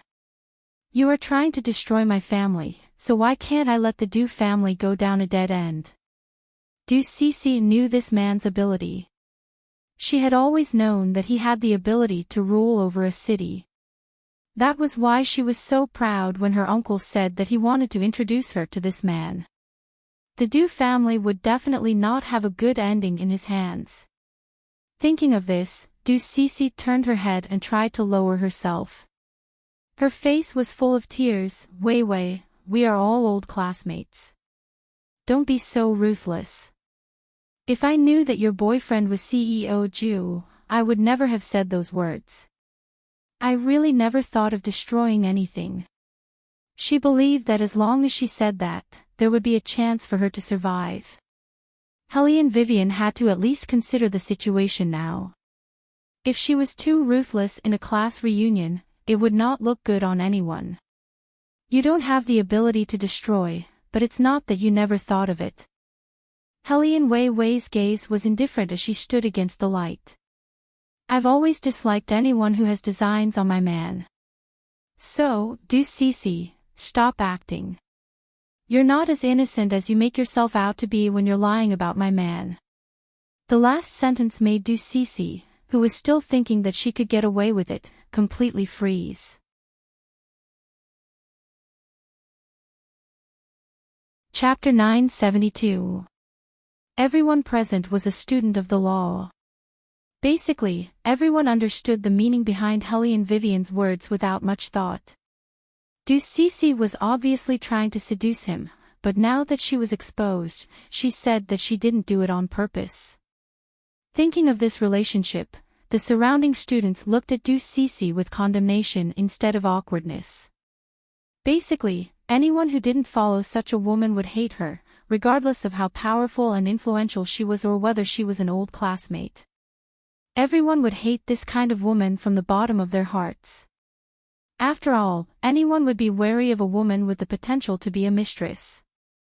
Du Cece didn't expect that her words of retreating to advance would not help her break free from the situation just now. Instead, she fell into an even more embarrassing situation because of Helene Vivian's words. Du Cece looked at the surrounding people sizing her up. Her face was so red that she couldn't stay there any longer. Biting her thin lips, she ran out of the private room in a panic.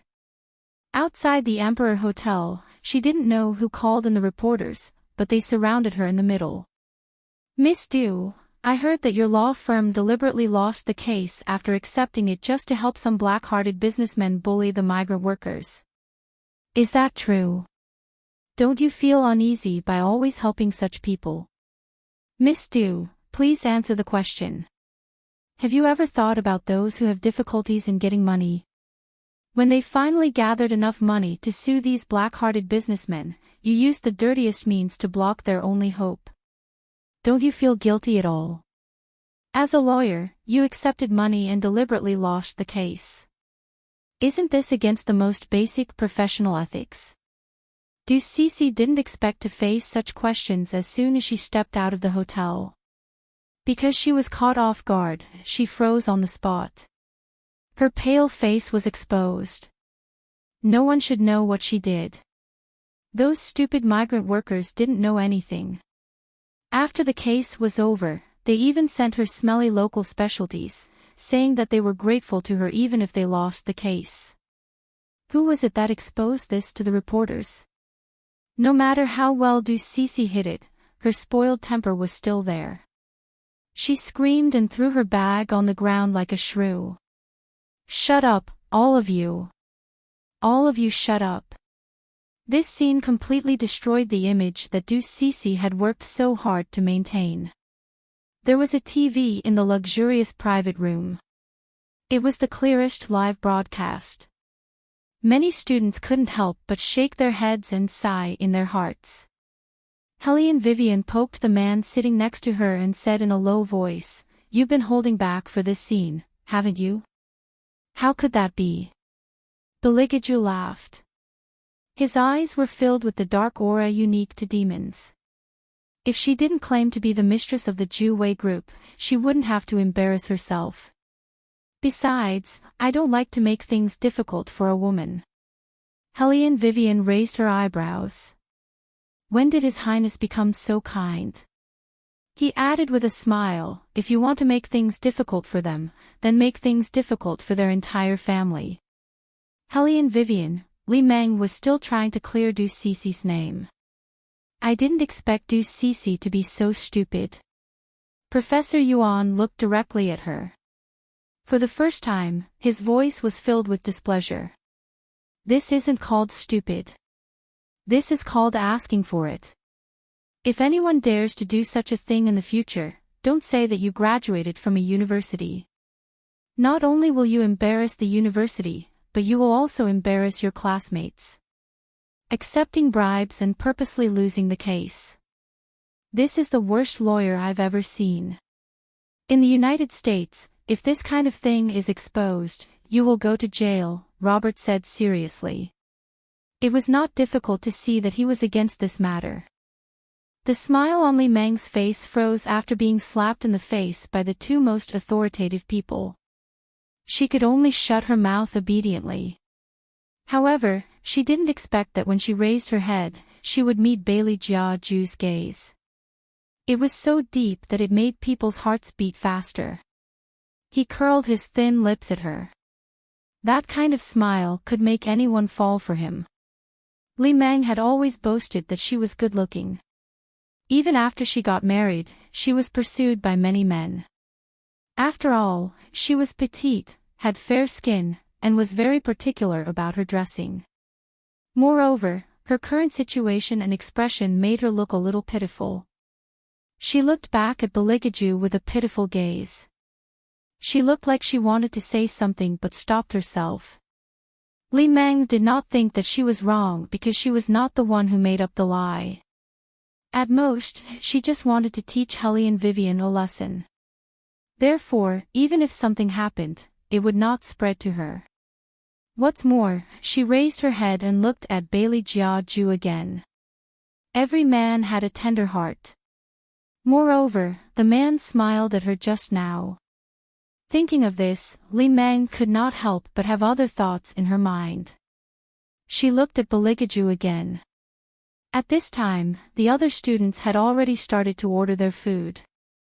After all, it was not easy to have a gathering, so they would not disperse just like that.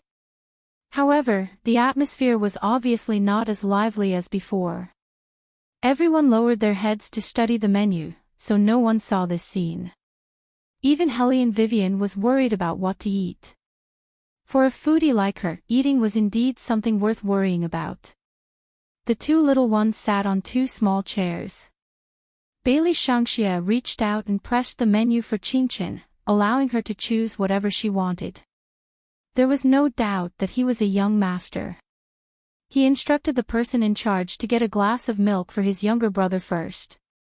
He tested the temperature first before feeding Qingchen the cup. He raised his head and saw this scene. His little mouth moved coolly and he only spat out 2 words. Stupid.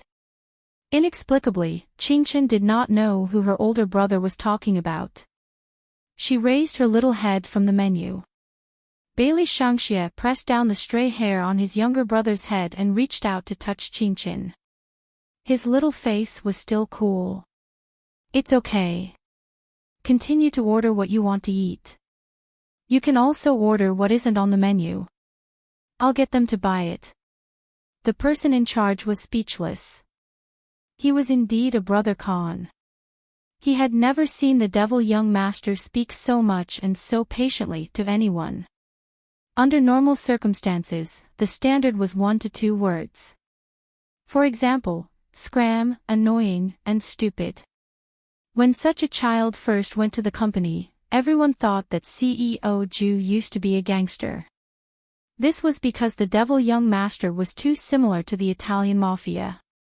The aura he exuded did not belong to an ordinary 3-year-old boy at all. Moreover, this child's IQ was very high. He was able to play around with adults like them. Whenever he said the word stupid, it meant that someone was going to be unlucky. Chapter 973. Li Meng didn't notice the danger. She was still thinking about how to ease the tension between them. She should be able to get closer to that man during the toast. Beligaju smiled again, but the evil aura around him was getting stronger. Helene Vivian looked up in confusion. What's wrong? Nothing. Beligaju held little Phoenix's left hand and held it in his palm. Helene Vivian followed him and pointed at the menu with her right hand. Grilled beef fillet, your favorite. Do you want it? I don't want to eat beef today. Beligaju's voice was very calm. It's just ordinary meat. You don't have to do anything with it. Just throw it into your mouth and eat a few bites. It's not interesting. Helene Vivian skipped this dish and put her finger on the lobster. What about this dish? It's spicy. It should be very appetizing. You can peel it before eating. It's troublesome to peel it. Beligaju put one hand behind Helene Vivian's chair. Their posture was very natural, but there was an indescribable intimacy between them. Helene Vivian smiled and poked his face. I'll peel it for you. Do you want it? Okay. Bailey Jiaju smiled for real this time. There was only gentleness left in his pair of long and narrow eyes. The person in charge was stunned. He didn't expect CEO Ju to be like this when he was in a relationship. How should he put it? He was beating around the bush just to let his wife peel the lobster for him. This was a little shameless. Bailey Shangxie was used to his father's shamelessness. He didn't even look at them. He handed the chopsticks and spoon to Qinchin. Then, he stood there and lowered his head to tie a napkin for his younger brother. He looked very serious. Professor Yuan smiled. Wei Wei, you taught these two kids well. Come, tell Grandpa, what do you want to do when you grow up? Make money.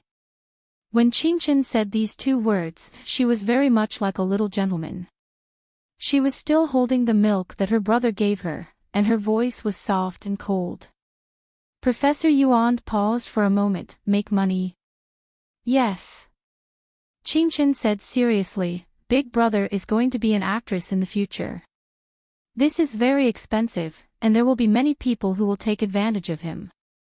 In order to let Big Brother focus on being an actress, I have to work hard to earn money, so that I can prevent him from being taken advantage of. Professor Yuan. Is this considered a career goal? Also, is it really good for you to know about the unspoken rules at such a young age? And who the hell is that actress?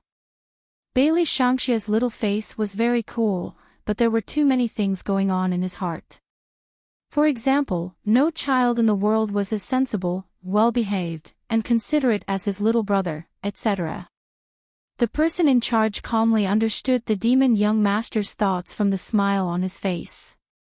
For the nth time, he wanted to put his hand on his forehead. Although it's not the right time to talk about this, but little young master, do you think anyone would dare to follow the rules of the little young master devil? They would be completely silenced. Bailey Shangxia ignored the person in charge's complaints and took a tissue to wipe Qinchin's mouth. He still felt that his little brother was very considerate, so he simply hugged Qinchin's little head and kissed it. That action was so cute. The female students excitedly tugged at Helene Vivian's hand. Wei Wei, why are your two sons so obedient? Ours are not. They hit each other when they see each other. Tell us, how did you teach them? You should teach them to us too. Speaking of this, Helene Vivian still felt guilty because in her memory, Qinchin had never needed her to teach him. He had always been very obedient.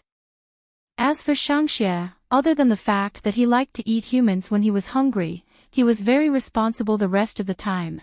Therefore, Helene Vivian had no choice but to put the issue of education aside. Shangxia has always been taken care of by Jia Ju.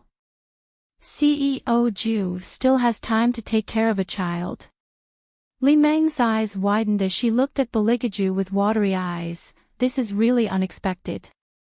I should ask my old Qing to take a good look at him. He usually does business with CEO Ju, but he doesn't learn how to teach a child. Bailey Jiaju's fingers were still entwined with Helian Wei Wei's long hair, while his other hand casually wiped the corner of his lips. His voice was slow, and it was unusually pleasing to the ears. Don't worry, he will see it very soon. Hearing such a voice, Li Meng couldn't help but blush. She wanted to see more of Beligaju. However, she realized that the person in charge was standing there. She didn't know if it was intentional or not, but he blocked her view just like that. Li Meng was angry, but it was fine. When her old Qing came later, they would definitely be able to talk. Counting the time, her old Qing should be here by now. Wasn't it just taking Qing to the bathroom? Why did he take so long? The dishes were about to be served. Li Meng took out her phone and wanted to make a call to urge him. The door of the private room was pushed open. Her husband walked in with little fatty Qing in his arms. Just as he was about to complain that there were too many people outside and it wasn't easy for him to come in, he saw the man sitting at the dining table. In just an instant, his expression changed from gloomy to cheerful. I was wondering why there were so many reporters outside. It turns out that CEO Ju is here. CEO Ju, I'm here for dinner. Beligaju's voice was very calm, and the corners of his mouth were curled into a smile. Li Meng was very good at seizing the opportunity. She pulled her husband over and didn't even introduce Helian Vivian. Instead, she said to him, Old Qing, you see, this is fate. Shouldn't we toast CEO Ju? Of course, of course.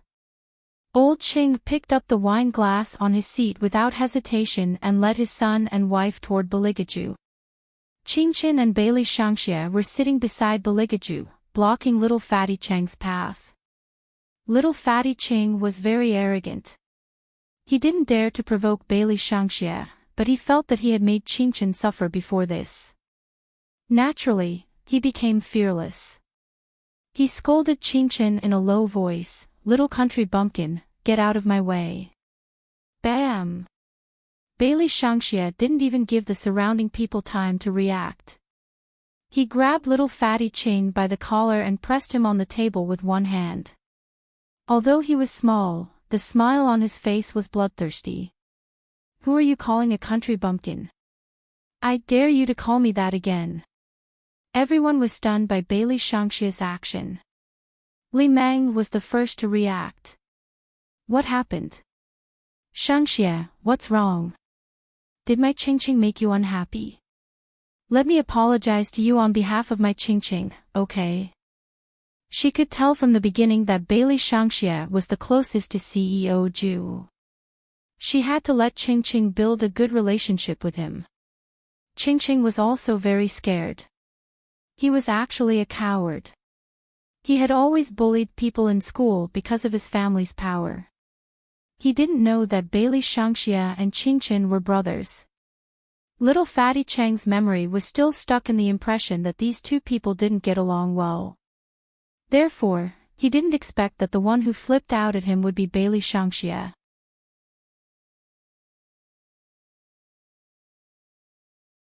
Chapter 974.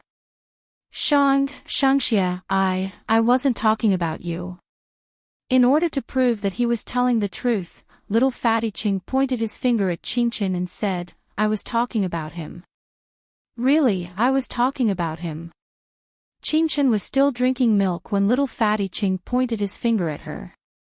Her eyes were big and she looked like a cute kitten. Helian Vivian smiled and wiped her son's mouth. Then, she looked at little Fatty Qing and said, So, the news I received was not wrong. In school, you often said that Qingqin was a country bumpkin. So what if I did? Little Fatty Qing snorted. He looked down on this mechanic. Suddenly, the private room fell into an indescribable silence because of this conversation. Li Meng knew that things were going to go south when little Fatty Qing pointed at Qingqin. She wanted to cover her son's mouth, but she could not do so from where she was standing. She could only explain to Helian Vivian, Wei Wei, isn't this matter over?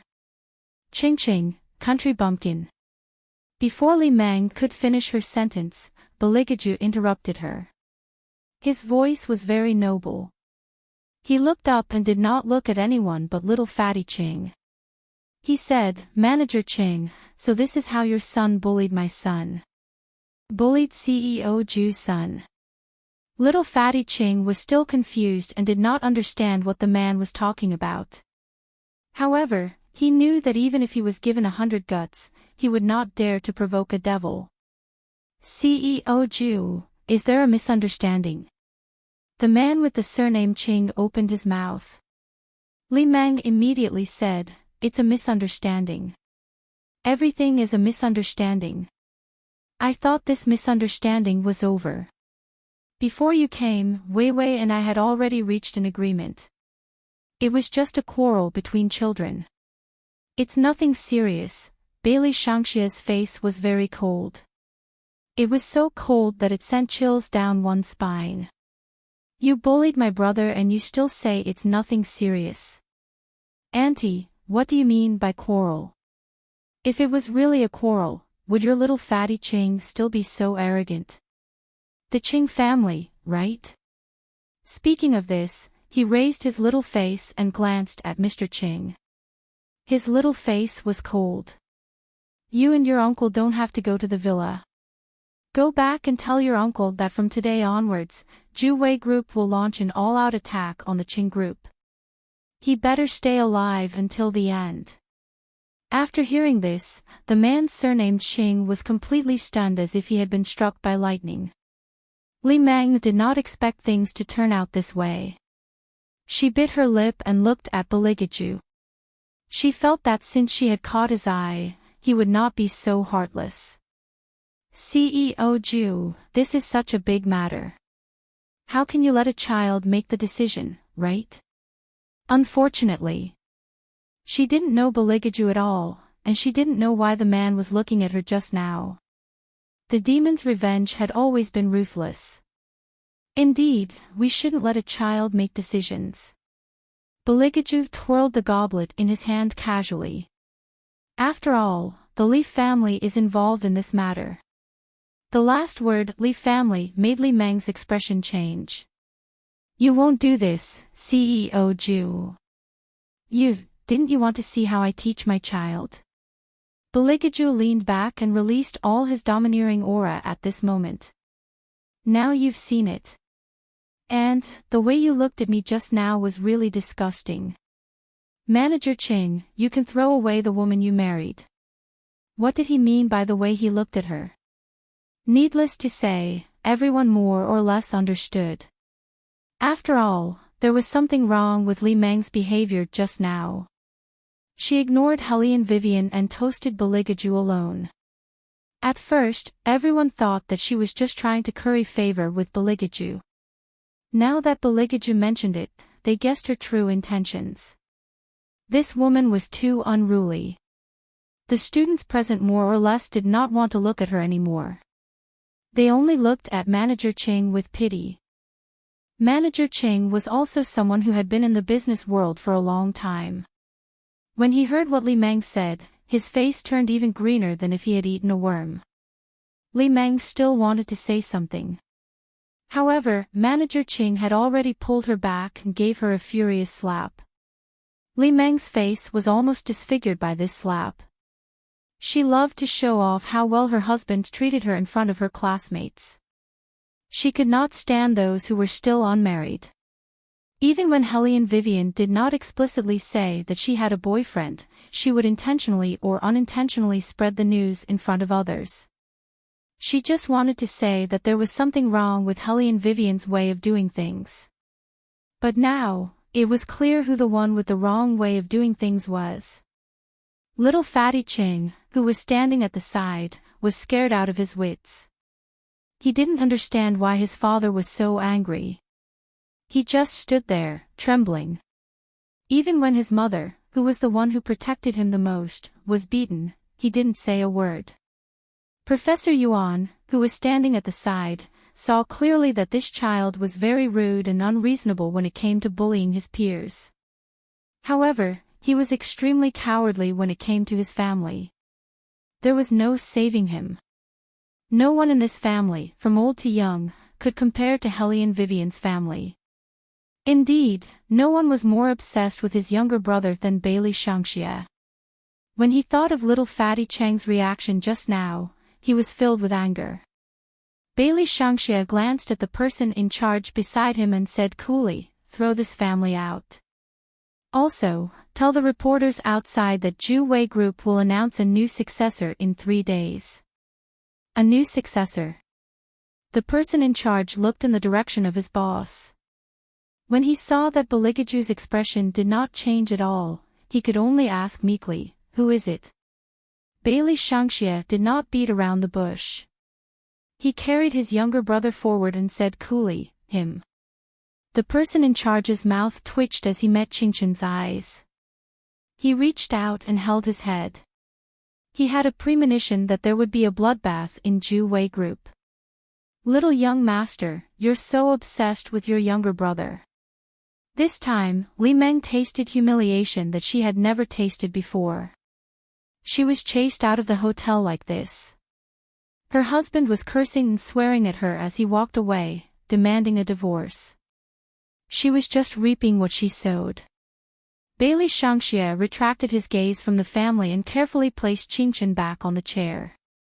His younger brother was drinking his milk obediently. Who did he offend? Why did he call Qingchen a country bumpkin for no reason? If mother was not here, he would have gone on a killing spree and crushed all their souls.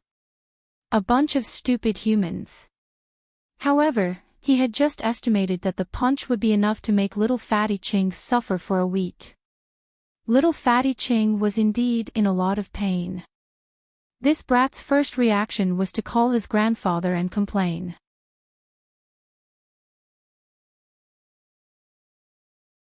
Chapter 975. Although little Fatty was a coward, he had learned from his mother. He could hit others, but others could not hit him. He made this call behind Li Meng's back. This was because little Fatty Ching was scared out of his wits when he walked out of the hotel. His father kept saying that he wanted to divorce his mother. He had never seen his father so angry before. Little Fatty Ching cried when the call went through. He said that his parents were fighting and that he was bullied by his classmates. He wanted his grandfather to help him. Everyone knew that the Li family only had one daughter, so his grandson was Li Qingzhu's treasure. As soon as he heard that his grandson was bullied, Li Qingzhu immediately couldn't stand it. He was originally in charge of education, so of course, his temper was not small. "Tell Grandpa, is the child who bullied you the country bumpkin you mentioned last time?" Little Fatty Ching kept saying, "Yes." He cried until he hiccuped.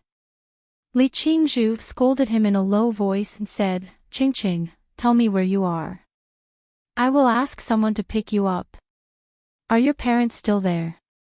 "Yes," sob sob sob. "Emperor. Emperor Hotel. Grandpa, come quickly." Little Fatty Ching cried and hung up the phone. He wanted to return the punch to his face.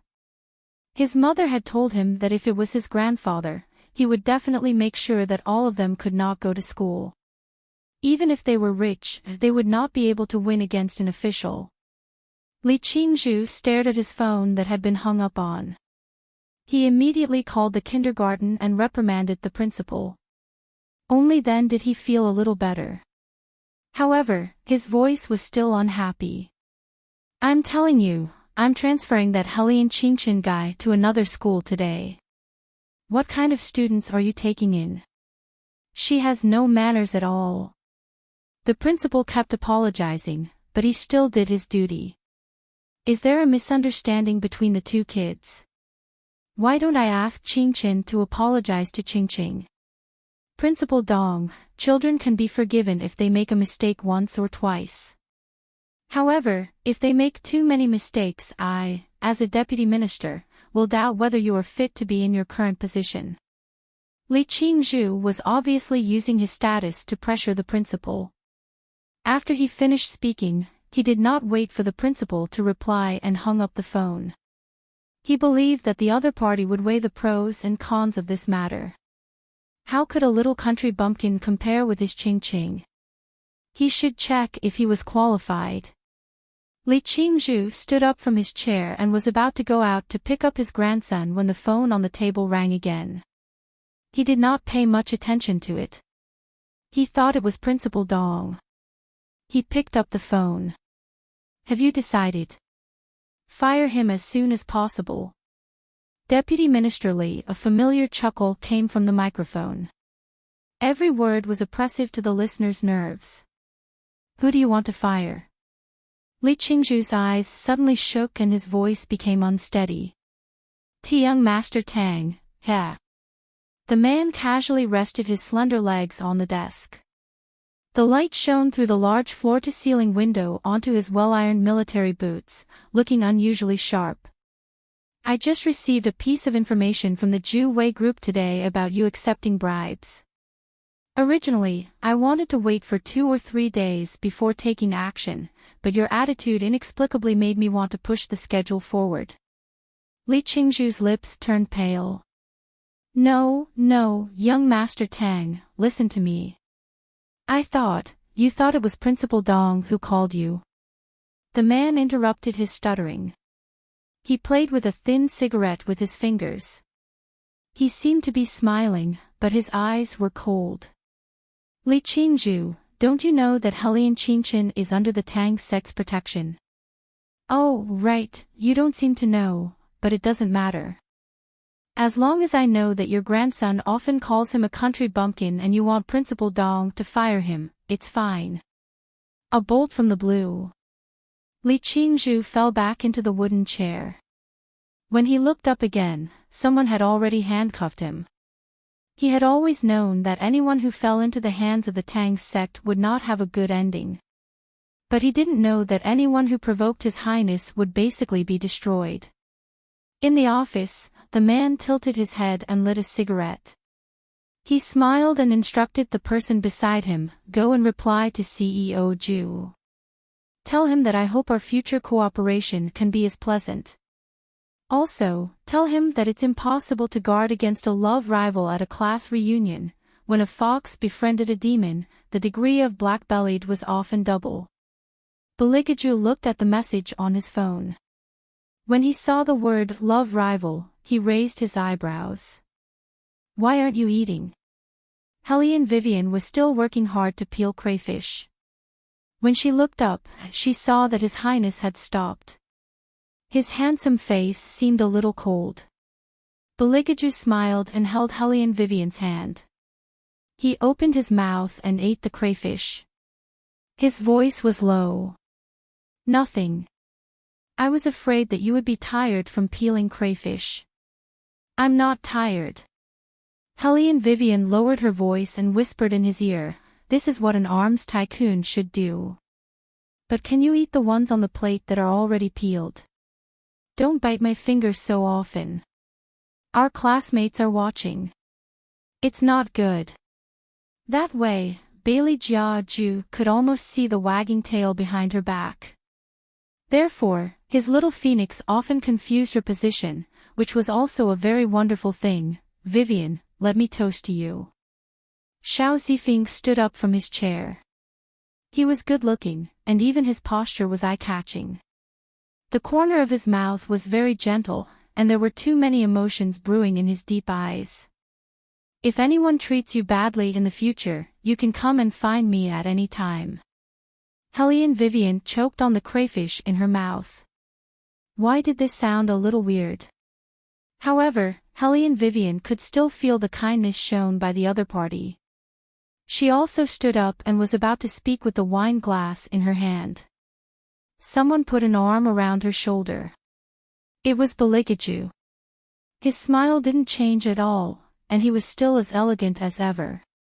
You don't have to drink this wine, Vivian, because she will never have that chance. Is that so? Xiao Zifeng smiled faintly and looked up. His words were very meaningful. There are always some things in the world that people can't control. But I still wish CEO Ju good luck. Beligaju's thin lips curled slightly. Compared to some people who want something but can't get it, I am indeed very lucky. Xiao Zifeng's fingers tightened, and he didn't say anything else. It was all because of certain His Highness words were too harsh. Helian Wei Wei was at a loss as she listened at the side. She couldn't help but admit that in certain aspects she was still very slow. I keep feeling that this Xiao Zifeng's words are weird. As soon as they sat down, Helian Vivian quietly shared her thoughts with a certain someone. After all, she was still very observant. The two little ones. Don't insult the word observant. No matter what, as long as you mention that name, Dad will definitely flip out.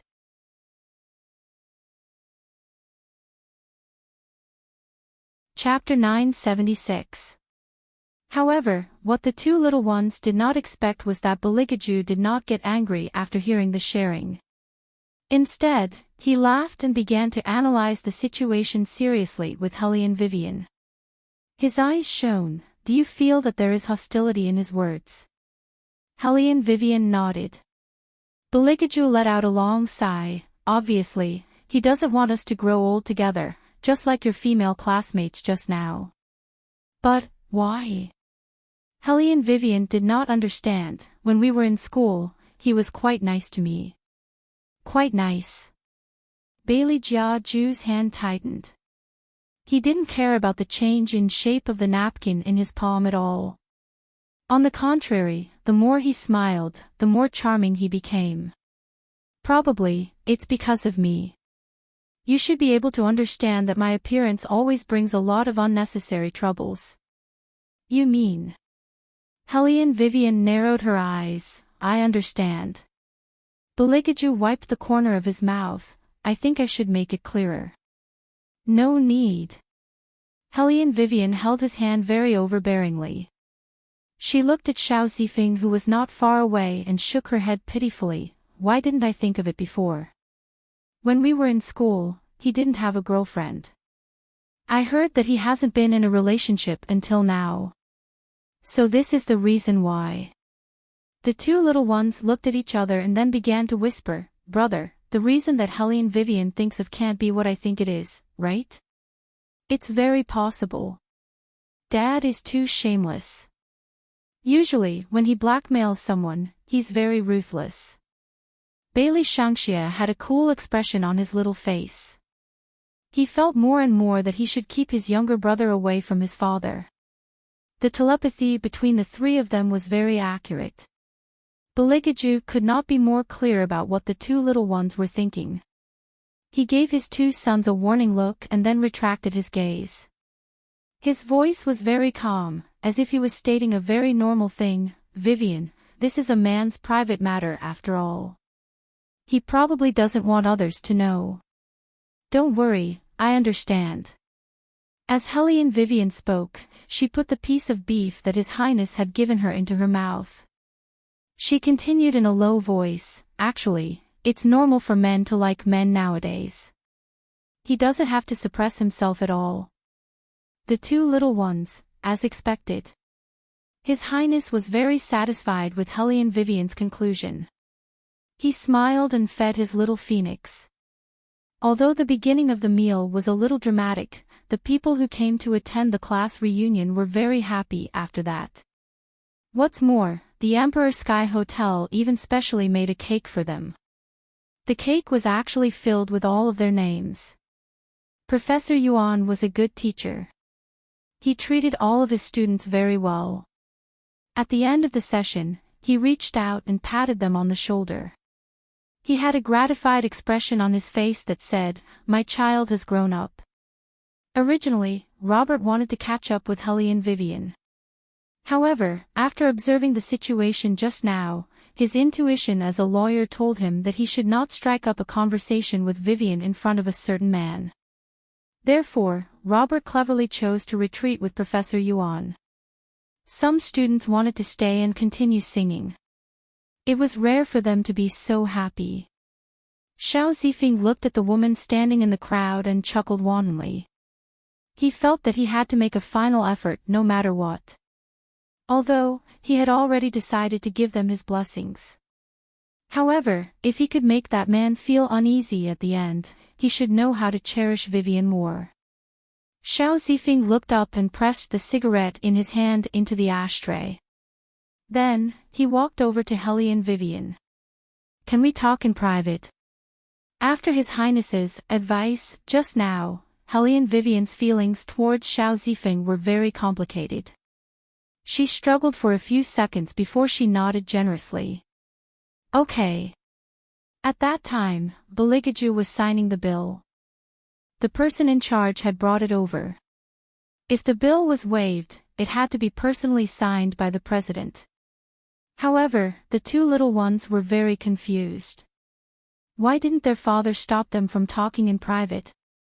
Dad, you don't want to tell me that you're showing off your gentlemanly demeanor right now? In Bailey Shangxia's mind, his father had always been sinister and cunning. There was no gentleman to speak of at all. Baligaju sat there with his legs slightly crossed.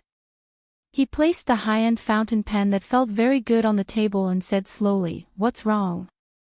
Is it strange?" "It's very strange." Qing Qin nodded. She hugged the devil plushie and approached Baligaju. She stared at her father with her big eyes, trying to figure out something from him. Baligaju smiled. His fingers lazily supported his chin. His eyes flashed slightly. Someone wants to make him completely give up. This little time alone can still be given to him. Bailey Shangxia couldn't guess his father's thoughts. He simply turned his head and held his brother's hand. He decided to personally see what his mother and that guy with the surname Xiao were talking about. It was very easy for the two little ones to hide. As long as they squatted there like little mushrooms, they could basically hear the conversation in the corridor. Wei Wei. Xiao Zifeng looked at the starry sky outside the corridor. The corners of his mouth were gentle, and even his voice was lower than usual. There's something that I've thought about for a long time and decided to tell you. Helly and Vivian's eyes lit up. She thought to herself, is it coming just like that? When Xiao Zifeng turned around, he saw Helly and Vivian's gaze. Although he didn't understand why she was so excited, he felt that this was the person he had always liked. Until now, she hadn't changed. She clearly had a queen-like face, but for some reason, she always gave off a hairy feeling. Just say what you want to say. Helly and Vivian felt that at this time, she should enlighten him. But don't force yourself. Okay. Xiao Zifeng stared at those beautiful eyes that were like stars. He could clearly hear the sound of his own heartbeat. He had overestimated himself and couldn't help but like her. Actually, Helly and Vivian was a secret agent. She could clearly feel the strong uneasiness in the other party. Her heart softened in the end, and she softly interrupted him. I know what you want to say. You know. Xiao Zifeng was shocked, and his eyes started to shake. Helly and Vivian solemnly replied with an then reached out and patted him on the shoulder. It's not your fault that there's something wrong with your sexual orientation. I'll keep this a secret for you. I know that you want to tell me this because you treat me as a friend. Just now, Ju also reminded me that you would probably look for me. What I mean is, no matter whether you like men or women, as long as you don't steal my man, I'll be your friend and support you. You're touched. Helly and Vivian thought proudly. She finally had good friends in school. In the past, they were all her good buddies. This school hunk Xiao really thought so highly of himself. His Highness was right. The two little ones were speechless.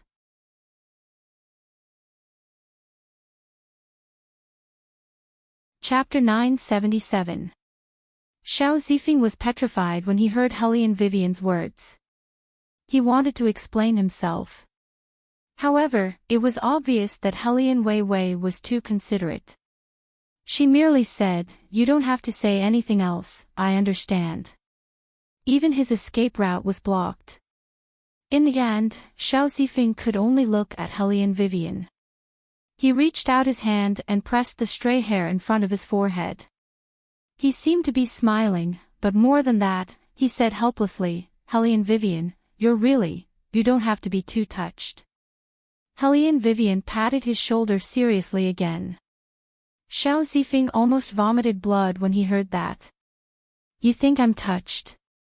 Aren't you touched? Then why do you look like you're about to cry? Hellion Vivian sighed after she finished speaking. The hearts of the people below are so fragile. I understand. Xiao Zifeng's expression began to crack. The ones below.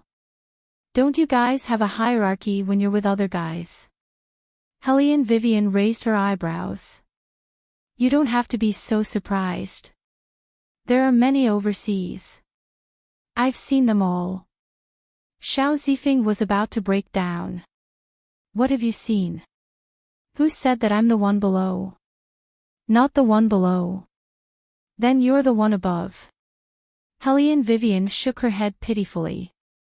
Then why do you keep looking at Ju? Even if I'm not here, you won't be able to suppress him.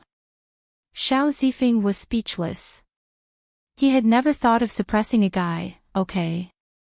I don't. Xiao Zifeng wanted to clear the misunderstanding. Mr. Xiao. A graceful and elegant voice sounded from the corner. The man stood there, holding Bailey Shangxie with one hand. He looked at him with an elegant smile. Sorry, I didn't want to disturb you guys. However, he's sleepy and wants to look for Hellion Vivian. Bailey Shangxie's eyes lit up. He did not look sleepy at all. However, due to the Great Demon King's lowered gaze, he could only stretch out his little paw and rub his face, pretending to be very tired. He snorted coldly in his heart. Using me as an excuse again, there is no such thing as the most shameless imperial father, only more shameless. Of course, Xiao Zifeng knew that the man did it on purpose.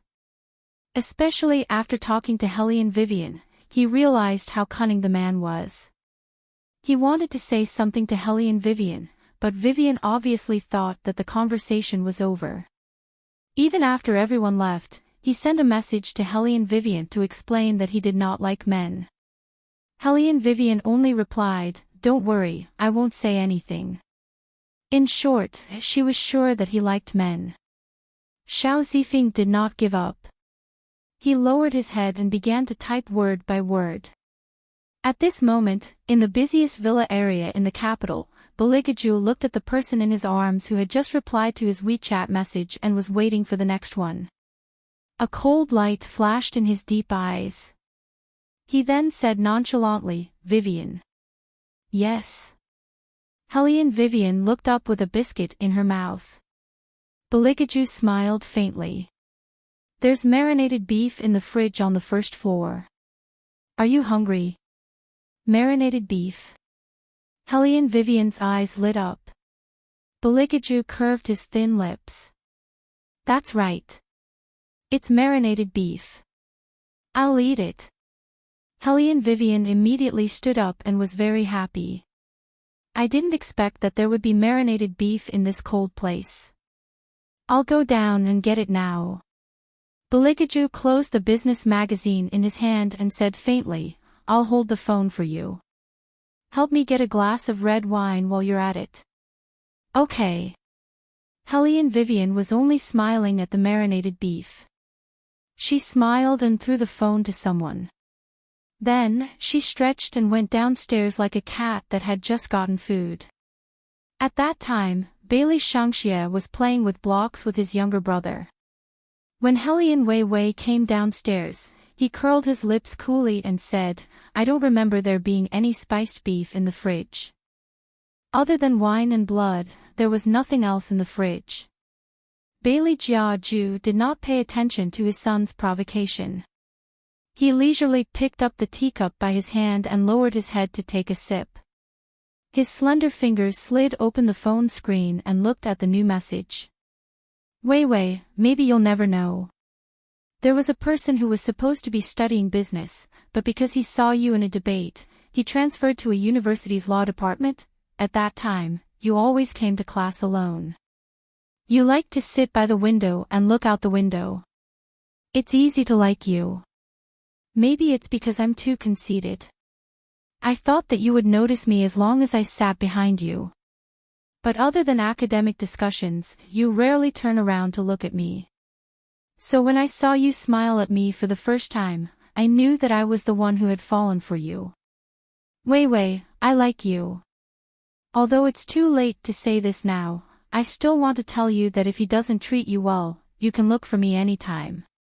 Bailey Jiaju looked at the WeChat messages that were sent to him one by one. His fingers paused, but he did not reply in a hurry. Instead, he waited for the other party to stop typing. After another minute, he finally typed 3 words, "She's not here." The woman he had a crush on for many years thought that he was gay. Student Hunk Xiao's heart started to cry. He sent a second message, a third message, and even a 5th one. He typed many words to confess and fidgeted uneasily. Seconds felt like years as he waited for an answer. But all he got was, "She's not here." She wasn't here. That meant that someone was using Hellion Vivian's phone. As for who this person was, it was obvious at a glance. Student Hunk Xiao was completely silent. He felt that there was no other person in the world who was more miserable than him. He just wanted to confess properly. Why was it so difficult? At this time, in the villa, Hellion Wei was still doubtfully sizing up the internal structure of the huge refrigerator in the kitchen. Not to mention spiced beef, there was nothing but wine and blood. There was nothing else to eat. Hellion Vivian raised her eyebrows and didn't think much of it. Since there was no meat, she would drink more wine. Thus, she took 2 wine glasses, pulled out a decent-looking red wine, and walked upstairs. "There's no spiced beef in the refrigerator." Hellion Vivian asked Beligaju, "Did you remember wrongly?" Beligaju frowned as if he was really thinking. Hellion Vivian smiled and said, "You must have remembered wrongly." The 2 little ones had nothing to say about this situation and continued to play with the blocks. After playing for a while, Qingchen began to rub her eyes with her little hands. Seeing this, Bailey Shangxie picked up her little brother with difficulty and then said to Hellion Vivian coolly, "Mommy, little brother is sleepy. I'll take him to sleep." "Go ahead." Hellion Vivian looked at the swaying little figure in relief. Even her smile was gentle. Beligaju sat in his original position, swirling the wine glass in his hand with one hand and placing the other hand behind Hellion Vivian. His eyes were dark.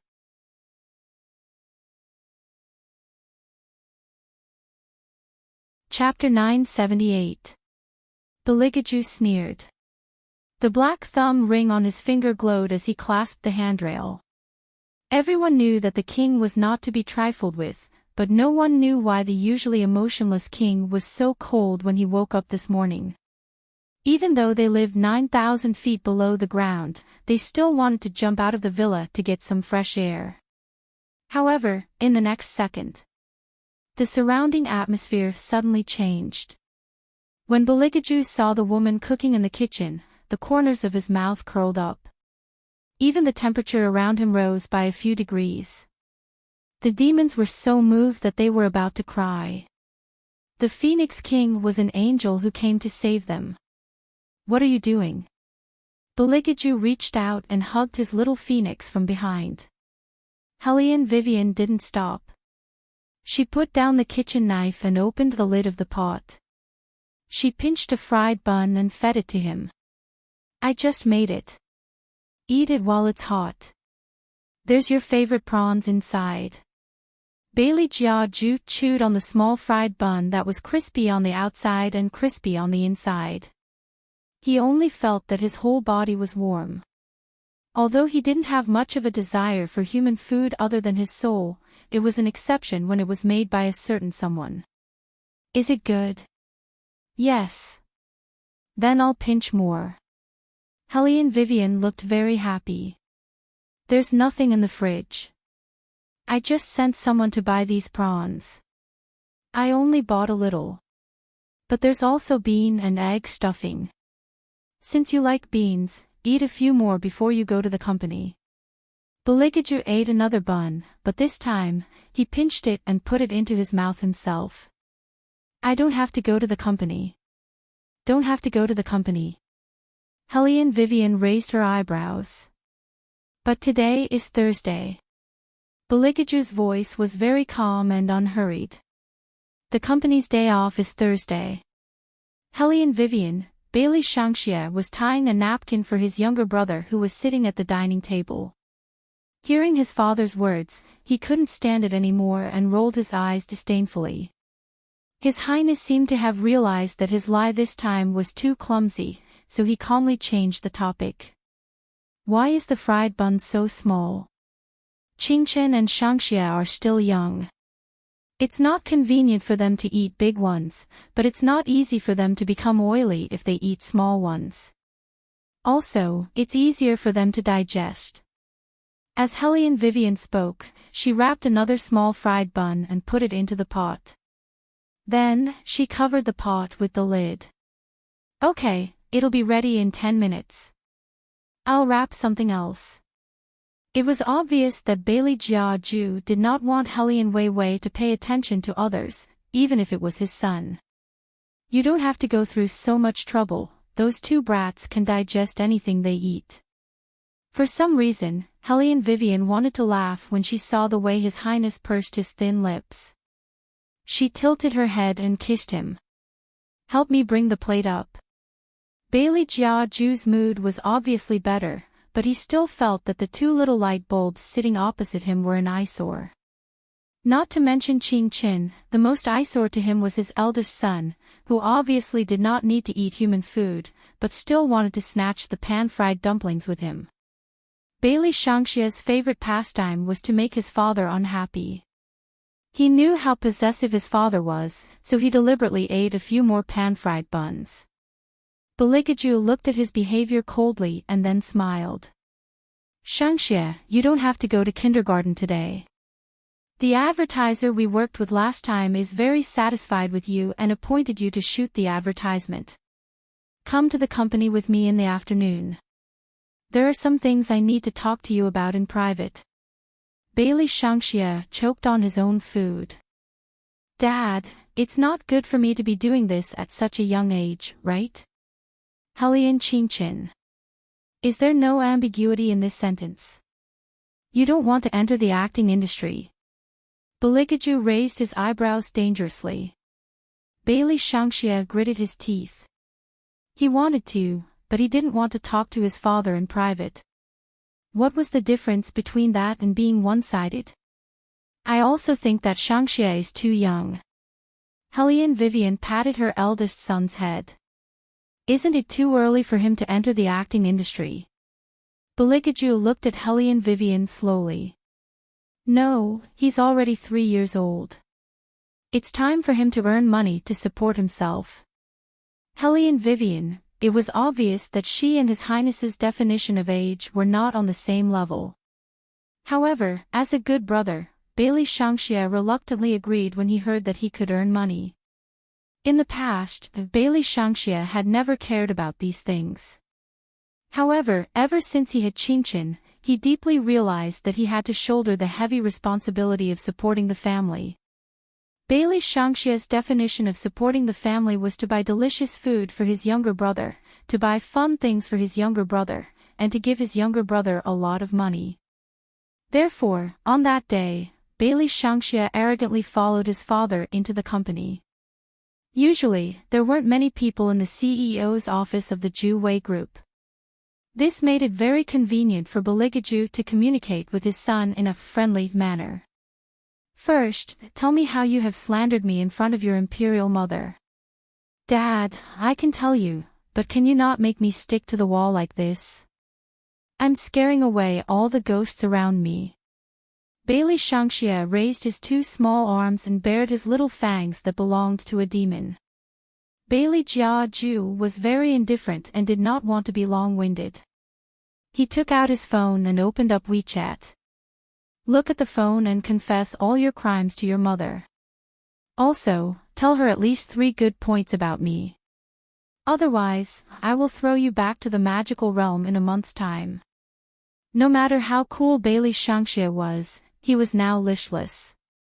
He drooped his little head and began to repent of his crimes. Mom, I shouldn't say that Dad has had many women. In fact, he has been relying on his right hand for the past 3 years. You know how perverted he is. He thinks that everyone is dirty when he looks at them. Yes, I shouldn't say that he cheated, and I shouldn't have thought of running away from home with you and your younger brother. He asked me to tell him 3 good points about him, but I can't think of a single one even after thinking for a long time. When Helene Vivian heard the last WeChat message, she heard a man's deep voice. Little brat, shut up. She couldn't help but laugh. Instead of replying to the message, she directly called him. What are you doing? He's feeling uneasy and is repenting. Baligaju lied without batting an eyelid. Where are you now? Helene Vivian put away the things in her hands. I'm at the car dealership. But I'm almost done here. There's nothing in the fridge at home. I'm thinking of bringing Qingchen to the supermarket later. I didn't drive when I came out today. Baligaju's gaze swept across his eldest son who was still sticking to the corner of the wall and the countless reporters who were standing outside the building. His thin lips slowly curved. Come and pick me up. We'll go to the supermarket together, and then, we'll go home.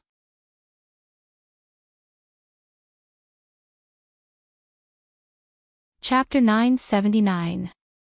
I didn't drive when I came out today. Baligaju's gaze swept across his eldest son, who was still sticking close to the corner of the wall, as well as the countless reporters standing outside the building. His thin lips slowly curved into a smile. Come and pick me up. We'll go to the supermarket together, then, we'll go home. Helene Vivian did not suspect anything. Her voice was crisp. All right, I'll look for you in a while. Let's talk later. I still have something to do here. Baligaju looked at the phone that had been hung up. He did not show any signs of displeasure. Instead, the smile on his face deepened. Bailey Shangxia was still there with his arms raised. His expression was very cool. In his heart, he was thinking, Zhu Wei Group has so many cars. Any one of them could have sent Dad home. Why did he want Mom to pick him up? No matter how he thought about it, there must be a conspiracy. Could it be related to the reporters outside? A glint flashed across Bailey Shangxia's crimson eyes. Was Dad trying to? CEO Zhu, all the reporters outside have arrived.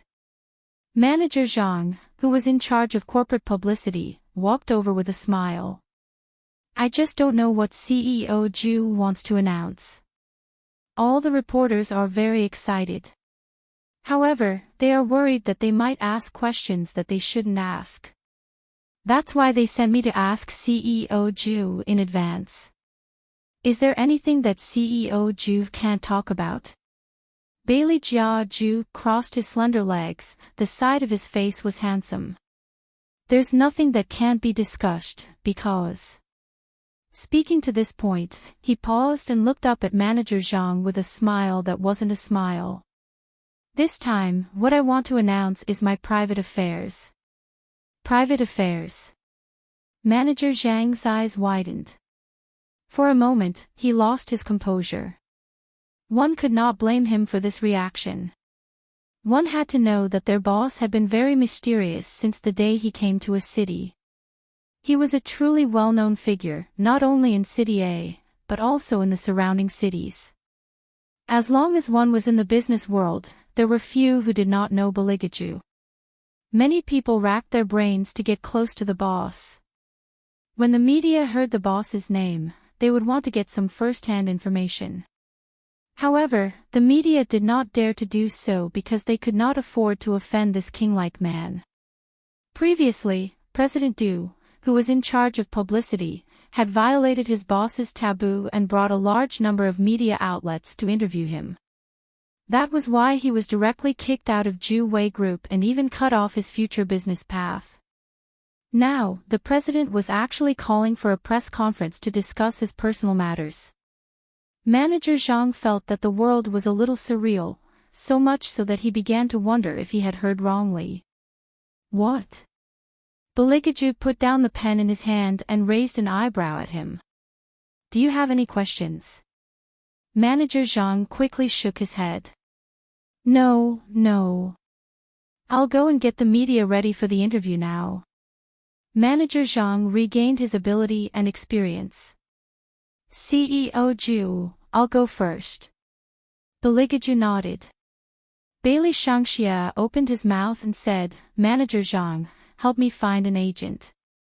Manager. Manager Zhang stopped in his tracks in confusion. If it were any other child who had said such words, he would have definitely coaxed them with candy. However, the person who had said such words was the devilish little boss. Everyone in the upper management of the Ju Wei Group knew that no one could provoke this little boss. He was different from ordinary rich second-generation heirs. He did not need to rely on anyone's power to make people feel numb after seeing his means. Manager Zhang often wondered who CEO Ju had given birth to such a genius. Just by standing there, he was born to make people want to submit to him, even if he was just a child. That's right, manager. Bailey Shangxia was still standing as a punishment, so he could not move his arms. He only looked at Manager Zhang and said coolly, I need a gold medal manager to help me debut. Debut. Manager Zhang felt that today's surprises were coming one after another. Could the debut that the little master was talking about be the debut that he was thinking of? Bailey Shangxia nodded casually. From today onwards, I will officially enter the entertainment industry. In the future, I will appear in front of you from time to time. Also, other than a manager, you better find me an assistant who can save money. Otherwise, Manager Zhang, I will fire you. Manager Zhang. Damn it. He was in charge of publicity, not human resources. Why couldn't the devil little master find a suitable assistant? He was the one who was fired. I'll try my best. Manager Zhang felt very helpless. For the 134th time in his life, he had the urge to resign and leave. However, when he thought about it carefully, other than the big and small bosses who were harder to please, everything else in the Ju Wei Group was very smooth, especially when it came to money. Well, there's no hurry to find an assistant. You can call the best manager first and ask him to come over. When the little one said this, his tone was very cool. However, when a child said this while leaning against the corner of the wall with his hand slightly raised, it really made people want to laugh. Manager Zhang resisted the urge to laugh until one of the best managers in the entertainment industry walked in with a confused look on his face.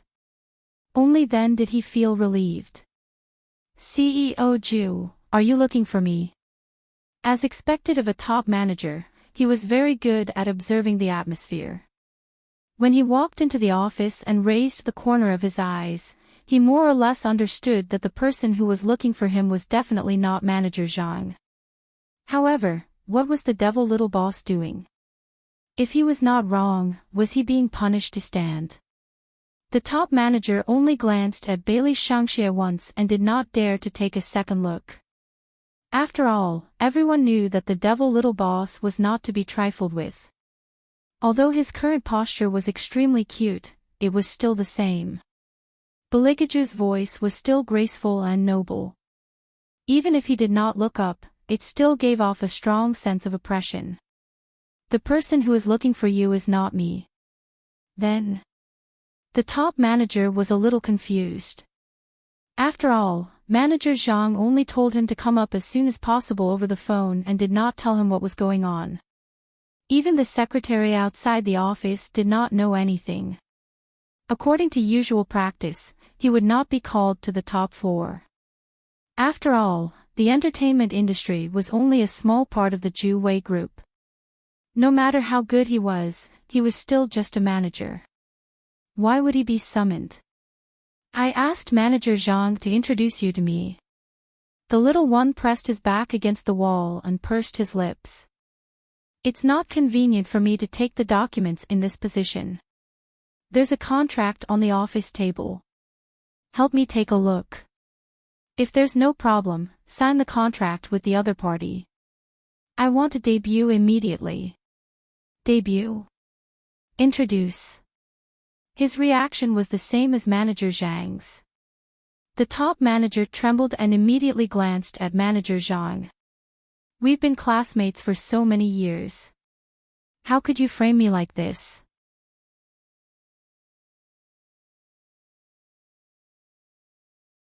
Chapter 980. Manager Zhang started to look at the ceiling guiltily. He had no other choice, because if there was no one to distract the devilish young master, he would be the one to suffer. He could only drag his good friends down with him. As the saying goes, good friends are meant to be tricked. The golden manager stabilized his emotions and began to convince himself that at the very least, there was no other child in the world who had a better temperament than the demonic young master. Although people who spent too much time with the young master would go crazy, that unique demonic little face of his would definitely be popular the moment he debuted. Moreover, all the resources of the Ju Wei group would be used on him. If he counted carefully, would this be considered a promotion? After some mental preparation, the manager looked through the information. This commercial is not bad. It's a big name in the country, suitable for the young master's identity. If you debut with this commercial, it should be easy for people to remember you. It's okay if they don't remember. The point is, how much did they pay? Bailey Shangxia raised his little eyebrow. The manager glanced at the price and said, although it's not as good as movie stars, the young master's identity is still there. They also gave a fair price. Bailey Shangxia heard this and raised his little chin. I can appear on screen half naked. So? The manager's eyes were filled with confusion. He really didn't understand why the devilish young master would change the topic to this. Shouldn't it be more expensive to appear on screen half naked? Bailey Shangxie pointed at him with his little finger and said in a very imposing manner, so you should tell them to be responsible for giving me more money. The manager. That's right. Indeed, some movie stars would be more expensive if they appeared on screen half naked, but what's the use of being naked for a 3-year-old brat? Tell me. Who will look at you, who will look at you? Manager Zhang was also listening at the side, and he almost couldn't help but laugh out loud. Especially when he saw his good friend's entire body petrified on the spot, he covered his mouth and coughed twice before saying, Young master, when you first start out, money isn't the main point. The key is to gain popularity. To me, more money is the most important. Bailey Shangxia said very firmly. The gold medal manager frowned. Young master, why do you need so much money? The shares of Ju Wei Group were rising every day. What was wrong with the young master? Bailey Shangxia furrowed his brows and said, You should know how difficult it is to support a family now. He had always known that it was not easy to support a family, but why would a 3-year-old child say such words? The golden agent, who had always been calm in front of the media, grabbed her hair and asked, So? That's why I asked them to give me more advertising fees. I don't know if this amount of money is enough to pay for my younger brother's teaching fees. Bailey Shangxie put on a cool expression and sighed seriously. Life is really not easy. The gold medal manager was speechless. What are you, a 3-year-old, acting like an old man for? Manager Zhang looked at his old classmate who was about to go crazy and pulled him over. He lowered his voice and whispered, did you hear what the young master said just now? Of course I heard it. He said that he wants to support a family. A 3-year-old child wants to support a family. The gold medal manager did not know whether to laugh or cry. He even said that he wants to teach his younger brother. Wait a minute. Younger brother. The gold medal manager and manager Zhang looked at each other at lightning speed. Bam! Beligaju reached out and closed the Apple laptop on his desk. He raised his eyes and looked in their direction. The gold medal manager and manager Zhang swallowed their saliva. They did not expect that the CEO, who had always been known as a devil, was in a good mood. He did not even mention their conversation just now. Instead, he looked at his 2 subordinates with a faint smile and said, "From the car dealership to here. It should be about time. Go and prepare. Arrange for the media interview to be held in the lobby on the 1st floor. I will go down with Shangxia." Yes. Even though manager Zhang had a lot of questions, he did not dare to ask. He walked out of the office first. The media was very enthusiastic.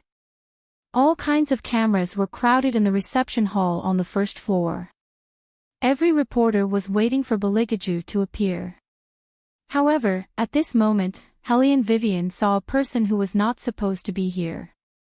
"Woman, I have been looking for you for a long time before I finally found your location."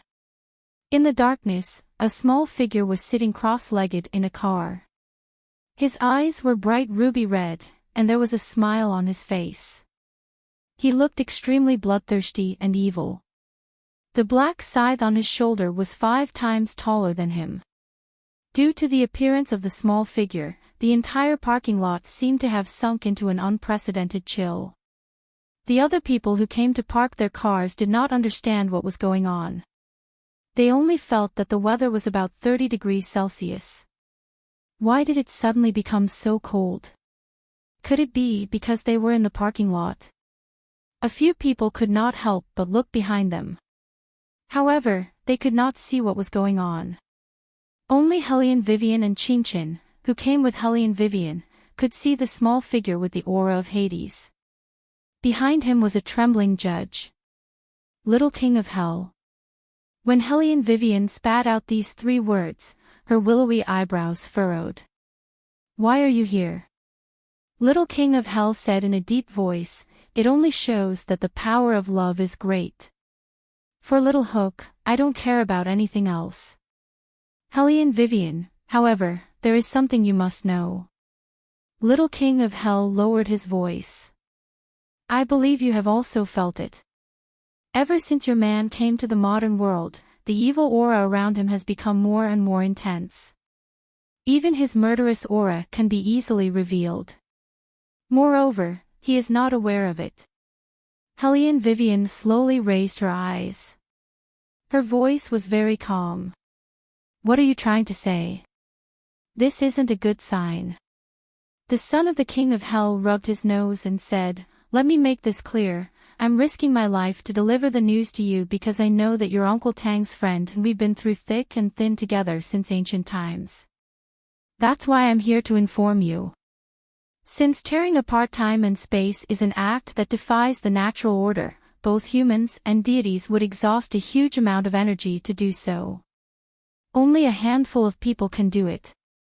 Perhaps Bailey Jiaju is the only one in this world who can do this and chase after you all the way to the modern era. However, the cost of doing so is equally huge.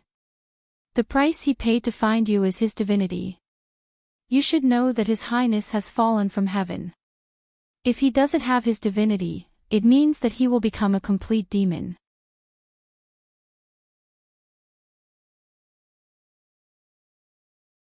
Chapter 981.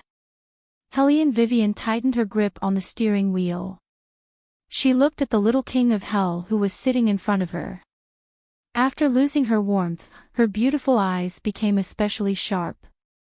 It was easy to imagine the scene of her fighting a group of demons by herself. The little king of hell had never forgotten that she was Phoenix, the Phoenix who could kill blood sea once she picked up the Phoenix bone knife. However, Hellion Vivian did not lose her temper. Instead, she smiled and turned around to pinch Chinchin's face. "Son, you get out of the car first. I have something to talk to your little brother about." Chinchin had always been smart. He also understood Hellion Vivian. He knew that once she had decided on something, she would not let anyone interfere. He pushed open the car door and jumped down shakily.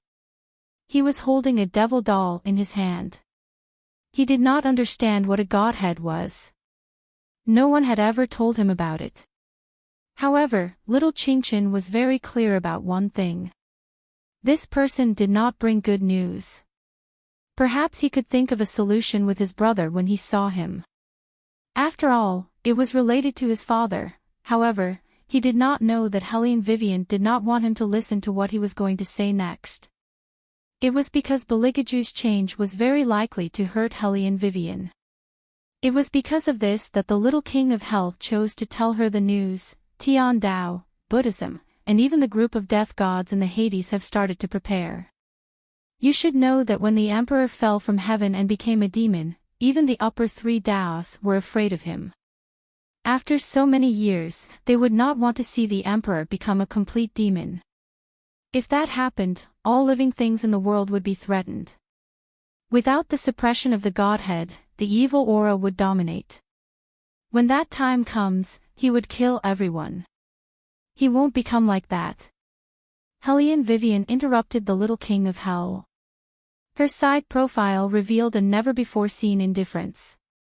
The little king of hell narrowed his eyes at her. "Woman, you should know what a complete demon means. Even you will only become his food when that time comes. Because you have made a contract. Once he helps you to fulfill your wish, the contract will take effect immediately. He will treat you as the most delicious food and devour you bite by bite. His Highness is different from others. He was born from chaos. Once he becomes a demon, he will lose all his humanity. You should know this. I know it very well. However, I will say it again, he won't become like that." Hellion Vivian retracted her hand from the steering wheel and looked at the little king of hell. "I won't let him become like that." The little king of hell paused and shook his head. "Woman, we all know that no one can stop this change. His godhead is gone. This time, his godhead is really gone. Tearing through time and space is more terrifying than falling from heaven. Do you understand what I mean? He didn't find you before. Now that he has found you, the shackles are gone. He must have shown some signs of demonization, such as hating the sun and starting to thirst for blood. When will the war begin?" Hellion Vivian didn't wait for the little king of hell to finish speaking. Her voice was so calm that the king of hell felt that she knew the direction of the situation better than he did. "I know very well what the people of Tian Dao and Buddhism are thinking. This time, they came to the underworld because they know that they are not strong enough. They don't want to lose their godhead, so they formed an alliance. Since you came to me, it means that they are almost done with the matter. Have they started to arrange people around him? This time, the underworld is on whose side, right?" The little king of hell's expression became serious. "That's right, Vivian. You have to understand that no one will tolerate an existence of the 6 paths of destruction. He turned from a god to a demon and was born from chaos. He will become a killing machine, and you will be the first soul he will claim. That's why I came to tell you that this time, I'm afraid we will become enemies. To be honest, I don't want to be your enemy, but Vivian, you have to admit that when that time comes, he will no longer be the Beligaju you know. He is." Hellion Vivian's starry eyes that had been silent all this time seemed to have a glimmer of light. With a piercing determination, she said, "No matter what he becomes, he will always be him. Like you said, I don't want to be your enemy, but there is one thing that no one can hurt him in front of me. If the people of the underworld want to make a move, there is no need for him to use his demonic aura. The Phoenix bone knife will make the first move. The little king of hell did not say anything. At that moment, the parking lot was very quiet. After an unknown amount of time, the little king of hell let out a long sigh. Even if the people of the underworld don't make a move, you won't be able to protect him. He will hurt you first, won't he? You are now resisting the heavenly Tao and the Buddhist Tao, but in the end, the one whose soul will be devoured will be you. You still don't understand what a killing machine means. I understand. Hellion Vivian's voice was somewhat heavy, and it carried a strong warning. Even if he becomes a killing machine, even if the entire world wants him to disappear, even if my soul will be devoured, I will protect him when I can. So, don't challenge my bottom line. The little king of hell's eyes darkened. I understand. I will control the people of the underworld. But, woman, you have to be careful. With that, he stood up and smiled. If the entire world wants to be your enemy, then, should I stand by your side and sweep the world with my blade? Phoenix is indeed a phoenix. But what the little king of hell was worried about was, after losing his humanity, would Beligaju, who only wanted to kill, still know about these things? What scared him the most was that Beligaju should have already begun to change. How far has he changed? No one knew. Perhaps even he himself was only slightly aware of it. After all, demons represented the darkest of selfishness. He would do everything in his power to fulfill the wish of his exclusive soul. From that moment onwards, he had already begun to demonize. Therefore, Vivian was in the most dangerous situation. Even so, do I still have to stay by his side? The little king of hell looked at the axe in his hand and muttered to himself. The judge behind him stuttered, Little Highness, if you tell all these things to Phoenix, Lord will definitely tie you up. Am I afraid of him? The little king of hell blew at his bangs. Go back and tell my father that I will take Little Go's surname in the future. Don't let him come to the human world to look for me. Don't you know that a married son is like spilled water?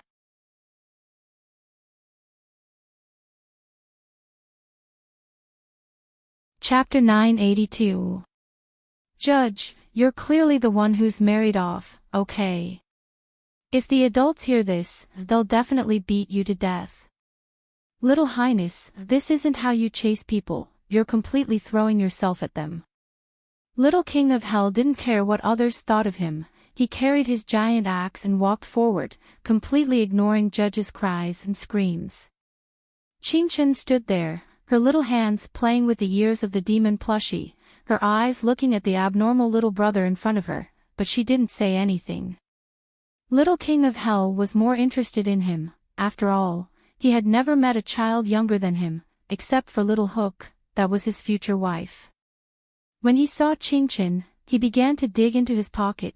After a long time, he took out a piece of chocolate. Do you want to eat? My wife gave it to me. Qingchen thought about it. She was going to see her brother later, and her brother liked to eat chocolate, so she took it, and then gave Little King of Hell a pearl, saying in a childish voice, This is for your wife. Judge. Only you would take Little Highness's words seriously.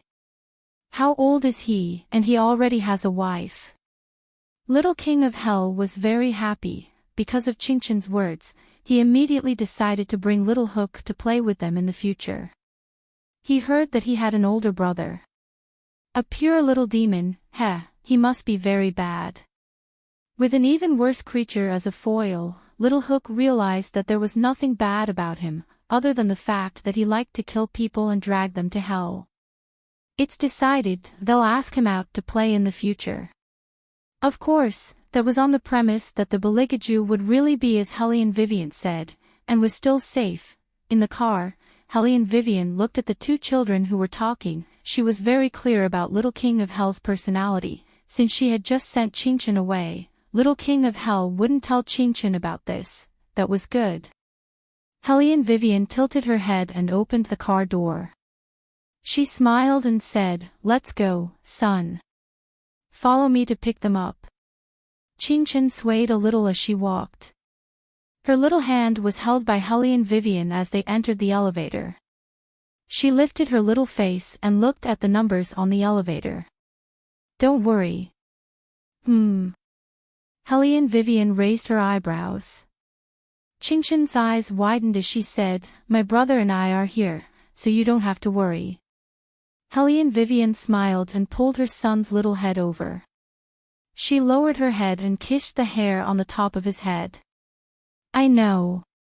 What do you want to eat tonight? Remember to choose when you go to the supermarket later." The mother and son often went to the supermarket before, so they were familiar with these things. On the other hand, the father and son pair had always been aloof. Not to mention going to the supermarket, they barely showed their faces in front of others. Therefore, when they walked out, all the cameras and gazes were focused on them. The media rushed to press the shutter button and did not even care about their image.